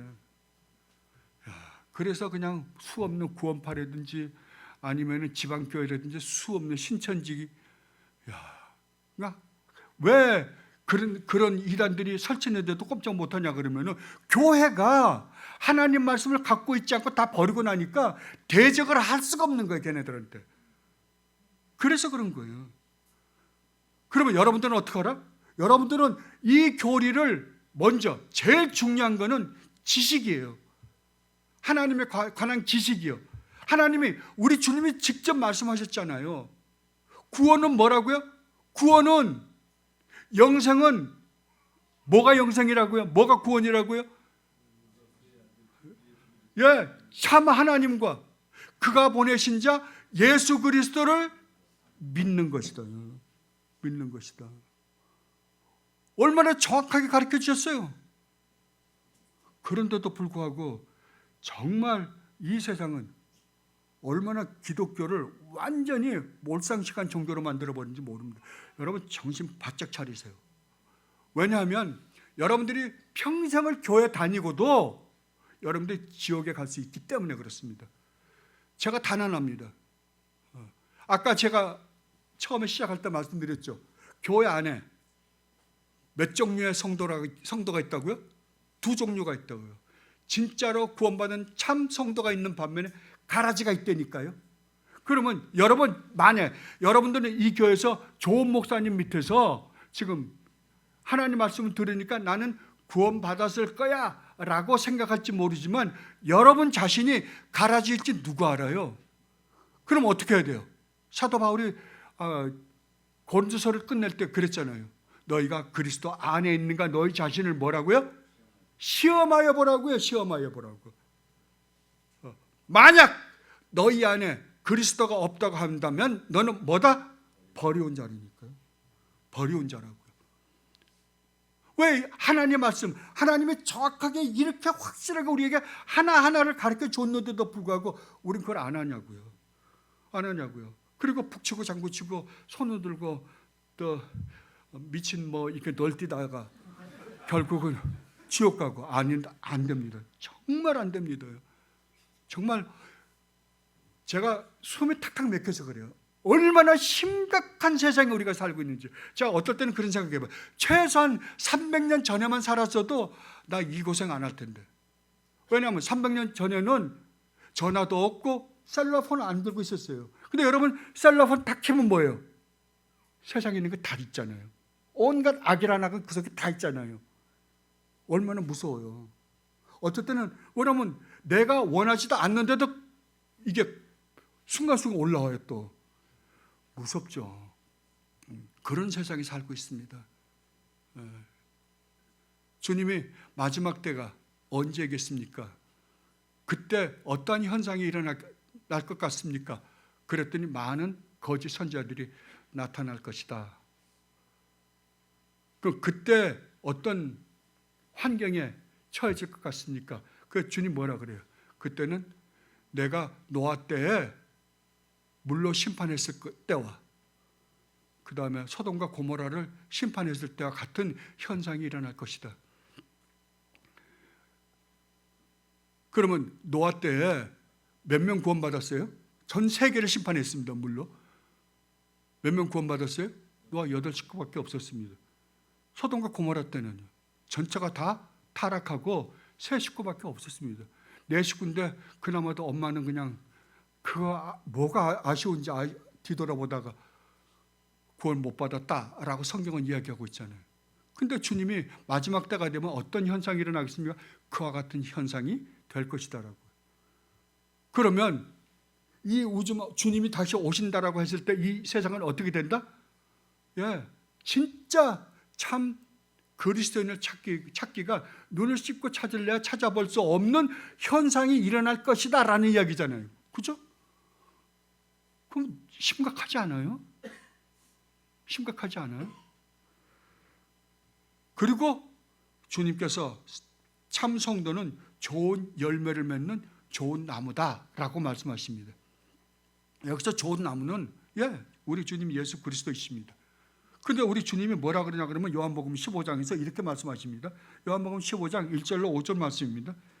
나는 참 포도나무여 내 아버지는 농부라. 무릇 내게 붙어있어 열매를 맺지 아니하는 가지는 아버지께서 그것을 제하여 버리시고 무릇 열매를 맺는 가지는 더 열매를 맺게 하려 하여 그것을 깨끗하게 하시느니라. 너희는 내가 일러준 말로 이미 깨끗해졌으니 내 안에 거하라. 나도 너희 안에 거하리라. 가지가 포도나무에 붙어있지 아니하면 스스로 열매를 맺을 수 없음 같이 너희도 내 안에 있지 아니하면 그러하리라. 나는 포도나무에 너희는 가지라. 가지는 그가 내 안에, 나는 포도나무에 너희는 가지라. 그가 내 안에 내가 그 안에 거하면 사람이 열매를 많이 맺나니 나를 떠나서는 너희가 아무것도 할 수 없습니다. 뭐라 그러냐면 나는 포도나무에 너희는 가지래요. 자, 여러분, 포도나무하고 가지하고 다른 나무입니까? 다른 나무 아니잖아요. 같은 나무잖아요. 근데 가지, 줄기가 뻗어 나와 있는 것뿐이죠. 차이는 그거밖에 없잖아요. 그러면 내가 만약에 좋은 나무에 붙어 있다고 한다면 그 가지에는 좋은 열매가 붙을 수밖에 없어요. 그죠? 그렇다고 가지가 열매를 맺는 건 아니에요. 그죠? 나무가 영양분을 그 가지로 보내서 가지에 맺게 하는 거잖아요. 그러니까 이 열매는 가지 것이 아니라고요. 나무 거지. 그죠? 그러니까 우리가 스스로 열매를 맺을 수는 없는 거예요. 열매는 주님이 맺어주는 거예요. 그렇다면 여기서 말하는 열매는 뭘까요?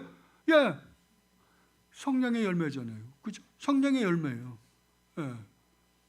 그러면 가지하고 열매하고는 떨어질래야 떨어질 수 없는데 가지가 거기서 불어서 나오면요. 떨어져 나오면 안 맺겠죠. 못 맺겠죠. 그죠? 그 이야기예요. 그러면 우리는 어떻게 해야 되냐?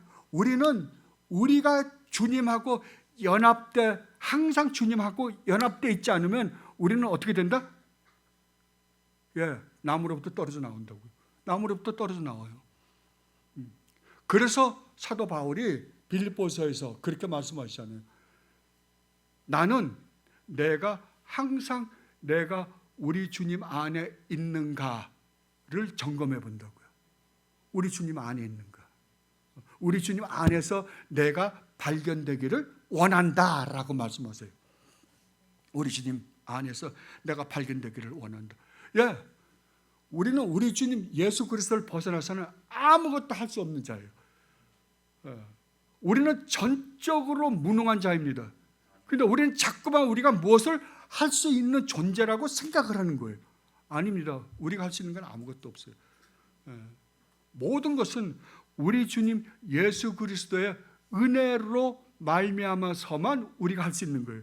그래서 사도 바울이 뭐라고 이야기해요? 나의 나된 것은 하나님의 은혜다. 나의 나된 것은 하나님의 은혜다. 그러니까 여러분들은 항상 주님 안에서 주님이 주시는 양분을 받아 먹고 그 말씀대로 따라서 순종하는 것밖에는 아무것도 없습니다. 그거 외에 여러분들이 딴 것에다가 목적을 둔다고 한다면 여러분들은 아무것도 할 수가 없을 거예요. 그리고 네 번째로 참 성도는 올바른 교리를 아는 자들이다. 그래서 여러분들이 열심히 목사님에게 하나님의 말씀에 대한 이 교리들을 열심히 배우십시오. 그리고 제일 좋은 건요, 여러분들이 성경을 읽다가 의문 나는 거 있잖아요. 성경을 읽다가 의문 안 나본 적이 있으신 분? 그 둘 중에 하나예요. 깡통이든지 아니면은 전혀 관심이 없든지 아니면은 또 쑥스러우니까 그럴 수도 있어요. 그러나 여러분들 성경을 읽다 보면 이건 뭐지? 이런 거 굉장히 많이 납니다. 예를 들면 이스라엘 백성이 그 애굽에서 출애굽해 가지고 모세랑 같이 나와 가지고 저기를 들어가잖아요. 가나안을 가는데 정탐꾼을 보내잖아요. 정탐꾼을 보내는데 결국 정탐꾼들이 돌아와서 겁이 나가지고 우리 못 들어갑니다. 그랬다가 이제 40년 동안 광야에서 헤매게 됐잖아요. 그것을 누가 제일 잘 알아요? 이 호세아가 제일 잘 압니다. 그죠? 근데 호세아가 재밌게도 가나안에 들어가기 전에, 이제 요단강을 건너 가나안에 들어가기 전에 정탐꾼을 보내요. 어디를? 여리고로요. 아니, 정탐꾼을 한번 보냈다가 실패했는데, 아니, 하나님이 들어가라 그랬으니까 이제 들어가면 될 거 아니에요. 그래도 정탐꾼을 보냈다가 실패한 걸 알고 있는데도 불구하고 정탐꾼을 보내요. 근데 정탐꾼이 가서 하는 일 가만히 보면 아무것도 한 게 없어요. 들어가자마자 스파이가 들어왔다는 것을 알고 죽이려고 하자 라합 집에서 숨어서 가만히 있다가 톡 꼈어요. 그게 다예요. 이게 뭐지? 여러분들 의심을 가야 돼요. 왜 그래요? 라합이 여자의 후손이니까요. 창세기 3장 15절에 그 하나님의 언약을 이루어내야 할 여자가 거기 있으니까요. 라합을 구하러 간 거예요. 전혀 모르죠, 그 사람들은. 근데 나중에 신약에 들어와서 보니까 라합을 구하러 갔던 거예요. 결국 라합을 통해서 누가 태어나요? 다윗이 태어납니다. 참 성경은 얼마나 놀라운 건지 몰라요. 그런 것들을 여러분들이 알아야 된다고요. 알아야 된다고요. 네. 그래서 여러분들은 교리가 그렇게 중요한 거예요. 그러니까 모르면 목사님을 달달달달 볶으세요. 그래야지. 그리고 여러분들이 이상한 질문들도 하세요. 아니, 이상한 질문도 해요. 그럼 목사는 모르죠. 모르면 열심히 찾아볼 거 아니에요. 근데 이게 가짜야. 그러면 가짜라는 것도 구분하는 거 배워요. 그때도. 그래서 열심히 하면 목사님도 살고 여러분들도 삽니다. 왜? 왜냐하면 목사님이 그만큼 열심히 공부할 것이기 때문에 그래요. 그 대신 여러분, 목사는 여기 장로님들 계세요? 아직 없으시구나. 그럼 목사는 다 해야 되겠네. 왜냐하면 원래 이게 미자립 교회예요. 그러니까요. 이 교회는 자립이 안 된 교회예요. 장로님이 없이는 자립이 안 된. 그러니까 자립은 돈이 모자란다가 아니라 장로님이 없으면 당회가 형성이 안 되면 미자립 교회예요. 장로님이 계셔야만 되는데. 왜냐하면 그래서 장로님하고 목사님하고 분리를 시키는 거거든요. 일을. 그러니까 장로님들은 교회를 다스리는 역할을 하고요. 목사님은 가르치는 걸 열심히 하는 거예요. 그러다 나니까 목사님은 원래는 신방을, 우리 한국은 이상해졌어요. 원래 신방은 목사님이 다니는 게 아닙니다. 장로님들하고 집사님들 다니는 거예요. 그리고 목사는 뭐 한다고요? 기도와 말씀만 전념해야 돼요. 근데 목사님한테 가정의 신방까지 다 보내고 나니까, 그리고 무슨 누구 돌잔치 뭐에다 계속 그런 걸 하다 나니까 그거 하시는 분 아니에요. 그거 하다 나니까 말씀을 연구할 시간이 없어요. 한 편의 설교를 하는데 몇 시간이 필요하다? 미니멈 자료 수집하는 데만 40시간. 그 다음에 그걸 자료 수집한 걸 가지고 설교를 만드는데 12시간 걸린다고 스타트가 이야기했다고 그러죠. 예. 그런데 계속 그리고 돌아다니다 보니까 공부할 시간이 없잖아요. 그럼 뭐 하겠어요?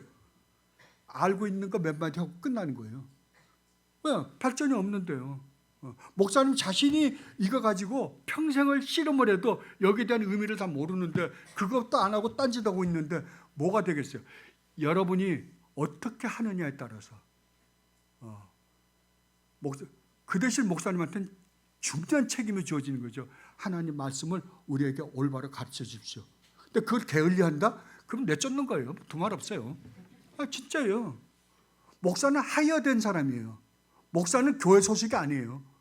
장로는 교회 소속인데 목사님은 교회 소속이 아니라고 노예 소속이죠. 그러니까 여러분들이 정말, 왜 제가 이 말씀을 여러분들에게 드리냐 그러면은, 제가 또 올지는 모르지만 이제 나이 먹었으니까 이제는 그만해야지 이제. 그런데 왜 그러냐 그러면 이게 여러분과 저와 만나는 이 세상에서 마지막 시간이라고 생각하고 저는 항상 설교를 해요. 마지막 설교예요. 그렇다면 여러분에게 제가 하나님 말씀을 바로 전해서 하나님 나라에서 모두가 다 한 사람도 실패치 않고 만났으면 하는 마음 때문에 제가 여러분들에게 말씀드리는 거예요. 정말 심각하게 생각하시고 여러분 정말 성도가 어떠한 분인가, 성도는 이 세상에서 어떻게 살아가야 하는 사람들인가를 확실하게 인식하고 그렇게 반드시 살아가세요. 이건 그렇게 살아도 되고 살지 않아도 되는 게 아닙니다. 반드시 살아야만 하는 것입니다. 그리고 다섯 번째로 참 성도는 하나님의 말씀을 듣고 교리를 깨달을 뿐만 아니라 그 뜻대로 행하는 자들이다라고 그래요. 여기에서 여러분들이 하나 조심해야 될 건 뭐냐 그러면 여러분들이 한 행위로 여러분들을 구원 얻는 건 절대 아닙니다. 예. 여러분들이 한 그 어떠한 행위도 여러분들을 구원해 주는 건 하나도 없어요. 그러나 여러분들이 참 믿음을 가지고 참 우리 주님 예수 그리스도를 믿으시는 분들이라고 한다면 여러분에게서는 여러분의 믿음이 참 믿음이라는 것을 증거로 나타내는 것이 무엇인가? 행위입니다. 거룩한 삶이에요. 그렇다면 여러분들이 참 믿음을 가지고 참 신앙생활을 한다고 하는데 행위가 안 나온다? 거룩한 삶이 안 나온다? 그럼 뭐라고요? 가짜라고요. 거짓말이에요. 그걸 야고보서 2장에서 이렇게 사도 야고보가 이렇게 말씀하십니다. 야고보가 2장 한번 가보세요. 찾아보세요. 목사님 오늘만 저 설교하고 다음엔 부르지 마세요. 저 다 하고 끝내고 갈게요. 아예. 야고보서 2장 22절로 26절 말씀입니다.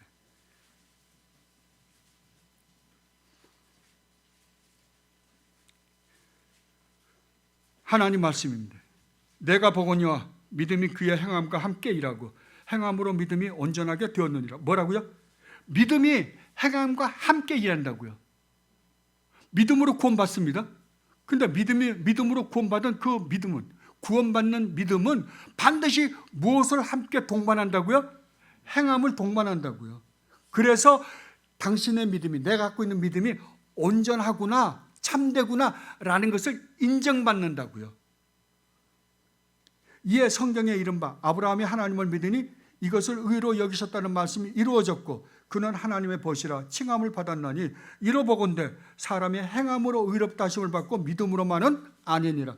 또 이와 같이 기생 라합이 사자들을 접대하여 다른 길로 나가게 할 때에 행함으로 의롭다 하심을 받은 것이 아니냐?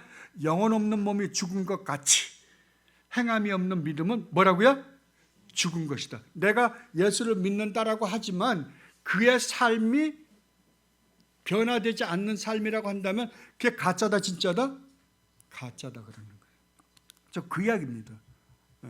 그러면 여러분 주님을 믿죠. 그죠? 근데 여러분들이 세상 살아갈 때는 세상 사람하고 똑같이 살고 교회 와서는 그럴듯하게 예배 참석하고 찬양하고 눈물도 흘리고 한다면 이게 진짜 믿음이다 아니다? 아니다라는 거죠. 아니다라.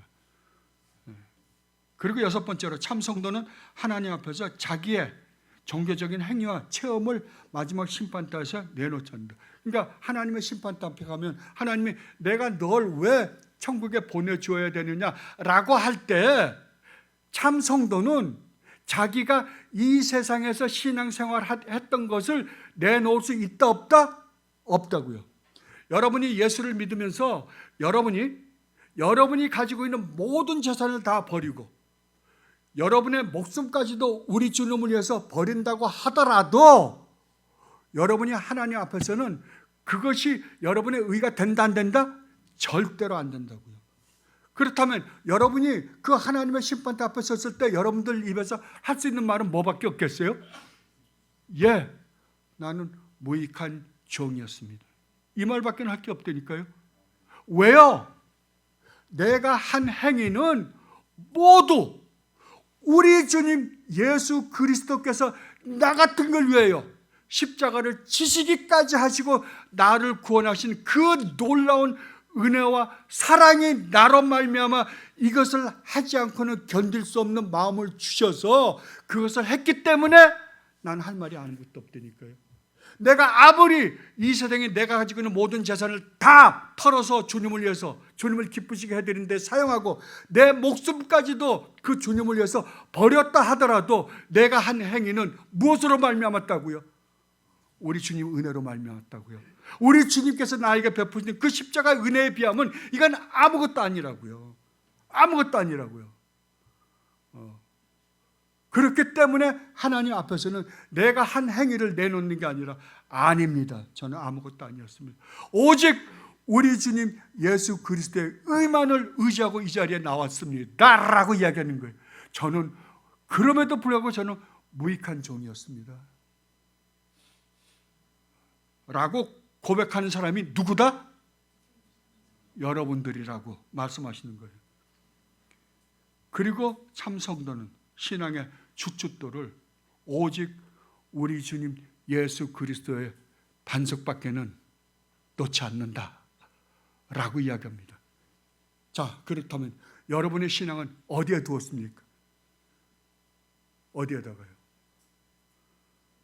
사람들이 자꾸만 신앙생활을 하는데 이것을 구분을 안 하려고 그래요. 자, 여러분이 예수를 믿기 전에 여러분들은 어디에 살았어요? 이 세상에 몇 나라가 있습니까?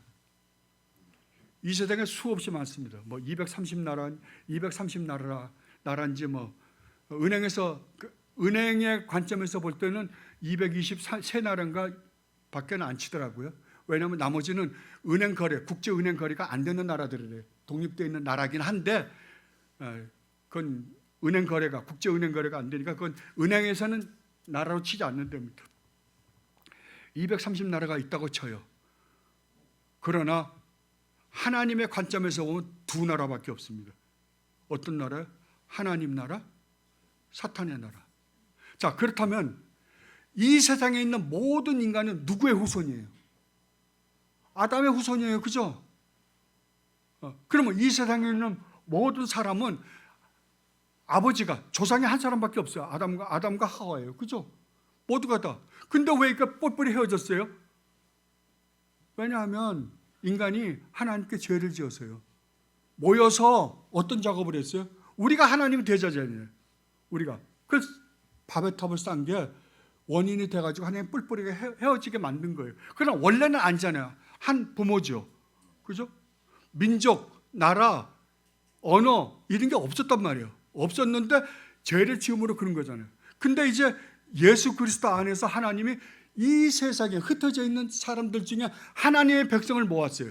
거기에는 흑인도 있을 수 있고 백인도 있을 수 있고 뭐 황인종도 있을 수 있고 인디안도 있을 수 있고 무슨 뭐 한국 사람도 있을 수 있고 중국 사람도 있을 수 있고 그냥 수많은 사람들이 있을 거 아니에요.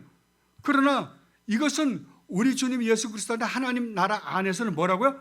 한 나라밖에 없다니까요. 한 나라밖에 없어요. 그런데도 불구하고 예수 그리스도 안에서 구원을 받고 교회 안에, 교회는 한 교회밖에 없습니다. 그러니까 교회 안에 들어와서 이제 우리 주님 예수 그리스도 안에 성령 하나님으로 말미암아 한 주, 한 아버지, 한 성령, 한 믿음을 가지고 들어와서 한 형제 자매가 됐다라고 하는데 이게 또 나라를 구분해요. 한국 사람, 중국 사람,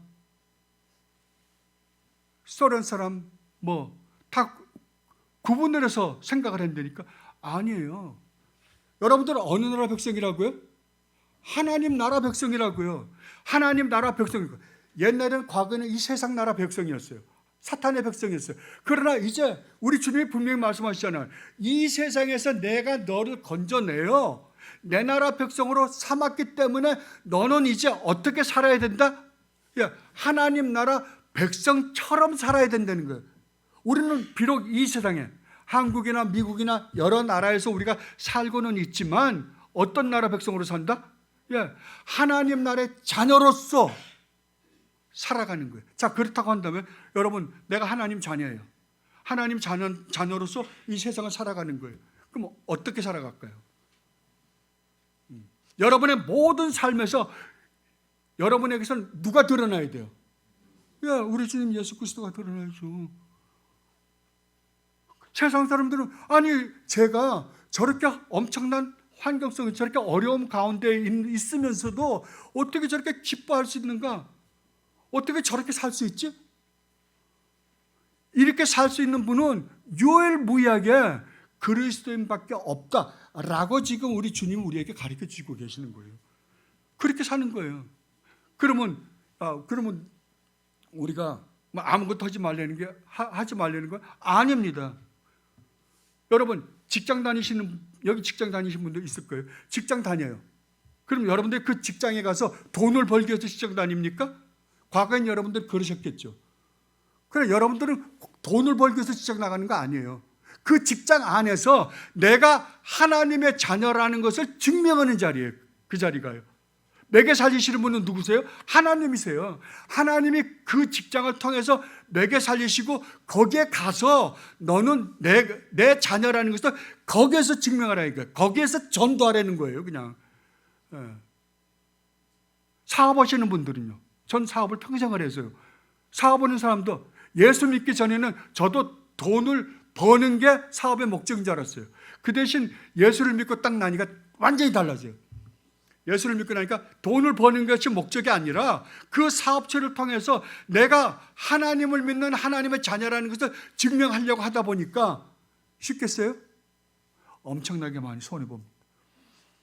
많이 손해봐요. 사람들이 우습게 봐요. 아, 저건 좀 떼어먹어도 괜찮겠구나 이런 식이에요. 그럼 어떻게 하라고요? 그렇게 하라고요. 그게 하나님이 기뻐하시는 거라고요. 알겠습니까?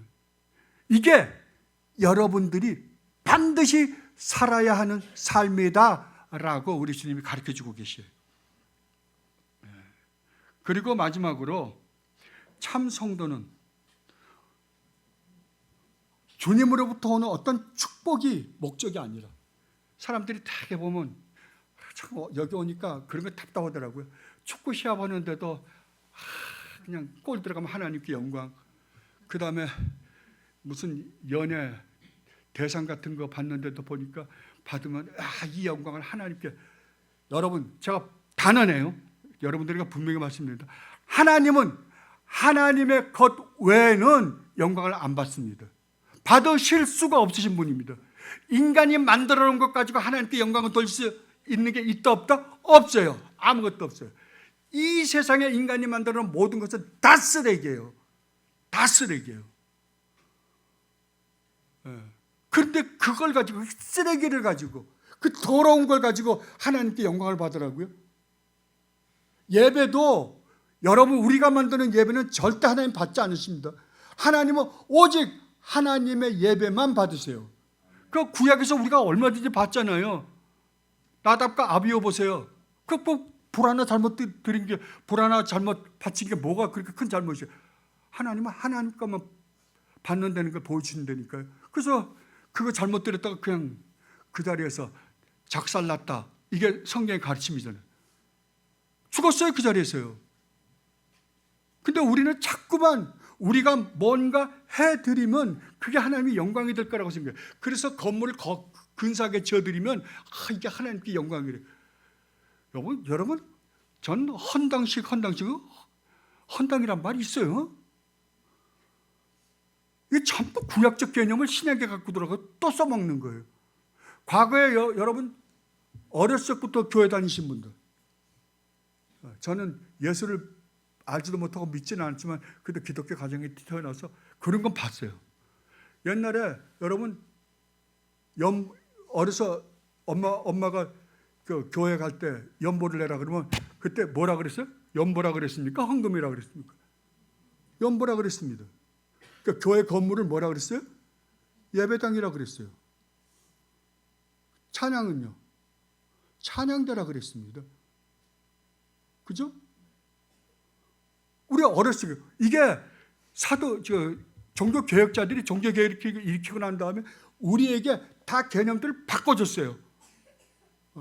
그리고 여러분 장로교에서 한번 1990 몇 년도인가 통합측하고 합동측하고 해가지고 우리가 고쳐야 될 언어들, 거기에 중보기도, 성전, 성가대, 헌금 이거 다 고쳐야 된다고 그걸 분명히 했어요. 그 전 교회 다 돌렸습니다. 나중에 보니까 한 사람도 안 고쳐요. 이 개념이 캐톨릭이 갖고 있던 개념이에요. 캐톨릭이 갖고 있던 개념이 비성경적이라고 해가지고 종교규칙을 다 바꿔서 해줬거든요. 근데 어느 날 그것이 슬그머니 또 교회 들어와가지고 똑같이 만들어버리고 말았어요. 안 됩니다. 안 돼요. 이게 교회가 타락했다는 산 증거입니다.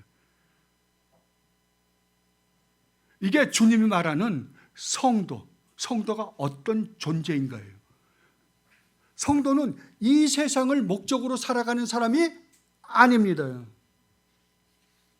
여러분들이 만약에 이 세상에서 성공이나 이 세상의 행복이나 이 세상의 어떤 부경화나 이 세상의 힘이라는 것을 여러분들이 목적으로 살아간다고 한다면 여러분들은 그리스도인이 아닐지도 모릅니다. 아닐지도 모릅니다. 여러분들은 무엇을 목적으로 살아가는 사람들이다? 오직 우리 주님 예수 그리스도 한 분뿐이십니다. 그분이 나의 목적이요, 그분이 나의 소망이요, 그분이 나의 피난처요, 그분이 나의 모든 것이 된다라고 믿고 가는 사람들을 우리는 성도라고. 목사님이 천리역성 번역을 잘 해주셨잖아요. 요약을 잘 만들어 주셨잖아요. 그게 그리스도인이 가는 유일무이한 길입니다. 그렇다면 우리가 어떻게 해서 이런 아름다운 성도라는 놀라운 칭호를 받게 되었는가? 누구 때문이에요? 우리 주님 예수 그리스도입니다. 하나님이신 그분이 이 땅에 인간의 몸을 입고 오셔서 나는 그분에게 온갖 모욕과 멸시와 천대와 조롱을 다 했는데 그분을 배반해서 손가락질하고 별의별 죄를 다 지었는데도 불구하고 창세전부터 우리를 사랑하겠다라고 마음먹으신 그 하나님이 한 번도 그 사랑이 변치 않아서 내가 아직 연약할 때, 내가 아직 죄인 되었을 때, 내가 가장 하나님께 원수처럼 살고 있을 때 하나님께서는 나를 구원하시기 위하여 영원전부터 영원히 아들이신 우리 주님 예수 그리스도를 이 땅에 보내시어 온갖 모욕과 우리들이 받아야 될 온갖 모욕과 멸시와 천대를 다 받으시고 결국에 십자가에 못 박혀 그 몸을 갈기갈기 찢기시기까지 하시고 우리를 구원해 주심으로 말미암아 우리를 하나님과 화목시키시고 우리로 하여금 너는 더 이상 죄가 없다. 내가 내 죄를 다 용서해 주었다. 너는 의로운 자다. 라는 칭호를 받게 해주심으로 말미암아 우리가 이러한 존재가 된 것입니다. 그렇다고 한다면 여러분의 삶은 누구를 위해서 살아야 된다고요? 여러분 자신의 목적을 위해서요? 아닙니다. 사나 죽으나 먹으나 마시나 오직 우리 주님 예수 그리스도를 위하여 사는 사람들을 성경은 성도다라고 이야기합니다. 이 말씀으로 말씀을 마치도록 하겠습니다. 웨스트민스터 신앙고백 여러분들이 잘 아시는 것처럼 소요리문답 1번은 이렇게 가르쳐주고 있습니다. 사람의 제일 되는 목적은 무엇인가? 하나님이, 다른 말로 하면 하나님이 우리를 창조하신 창조의 궁극적인 목적은 무언가? 사람의 제일 되는 목적은, 하나님이 우리를 창조하신 창조의 궁극적인 목적은 하나님을 영화롭게 하며 그 하나님을 영원히 즐거워하는 것이다. 이거 얼마나 아름다운지 몰라요. 뭐라고요? 하나님을 즐거워한다고, 기뻐한다고요. 누가요? 여러분이요. 여러분이. 하이델베르그 요리문답 1번은 이렇게 기록하고 있습니다. 살아서나 죽어서나 당신의 유일한 위로는 무엇입니까? 라는 질문에 대한 대답으로 이렇게 말하고 있습니다. 살아서나 죽어서나 나는 나의 것이 아니요 몸도 영혼도 나의 신실하신 구주 예수 그리스도의 것입니다. 그리스도께서는 그의 보혈로 나의 모든 죄값을 완전히 치르시고 나를 마귀의 모든 권세에서 해방하셨습니다. 또한 하늘에 계신 나의 아버지의 뜻이 아니면 마귀의 모든 권세에서 해방하셨습니다. 하늘에 계신 나를 보호하시며 참으로 모든 것이 합력하여 나의 구원을 이루도록 하십니다. 그러므로 그분은 그의 성령으로 나에게 영생을 확신시켜 주시고 이제부터는 마음을 다하여 즐거이 그리고 신속히 그를 위해 살도록 하십니다. 아멘. 이렇게 사십시오. 그래서 여러분이 하나님의 자녀들이라는 성도라는 것을 증명하십시오. 그래서 사람들로 하여금 기독교가 개독교라고 하는 그 사람들로 하여금 아니다. 여기 신실한 하나님의 자녀가 있다. 신실한 하나님 나라 백성이 있다. 그리고 그들로 하여금 정말 참 기독교는 다른 거구나 라는 항복을 받아내는 여러분들이 되시기를 진심으로 바랍니다. 기도하시겠습니다. 아버지 하나님, 정말로 고맙습니다. 너무나 고맙습니다. 허물과 죄로 죽었던 저희들, 아버지 입장에서는 갈갈이 찢어 죽여도 시원찮은 저희들, 어쩌면 이렇게까지 사랑해 주십니까? 그래야 이제는 너는 내 새끼다. 너는 내 백성이다. 칭함을 받게 하시고 저희들 하여금 감히 우주 만물을 창조주여 하나님을 향하여 아빠, 아버지라고 부를 수 있는 존재가 되게 하신 것 진심으로 감사드립니다. 아버지, 이제 주님의 말씀을 통하여 저희들이 어떤 존재인가를 다시 한번 깨달아 싸우니 그렇게 살도록 노력하겠습니다. 그러나 저희들 힘만으로는 그것이 불가능하다는 것은 누구보다도 잘 알고 있습니다. 성령 하나님 도와주옵소서. 그렇게 살라고만 말씀하지 마시고 그렇게 살 수 있는 힘과 능력도 아울러 허락해 주시옵소서. 감사하며 우리 주님 예수 그리스도 이름으로 기도드리옵나이다.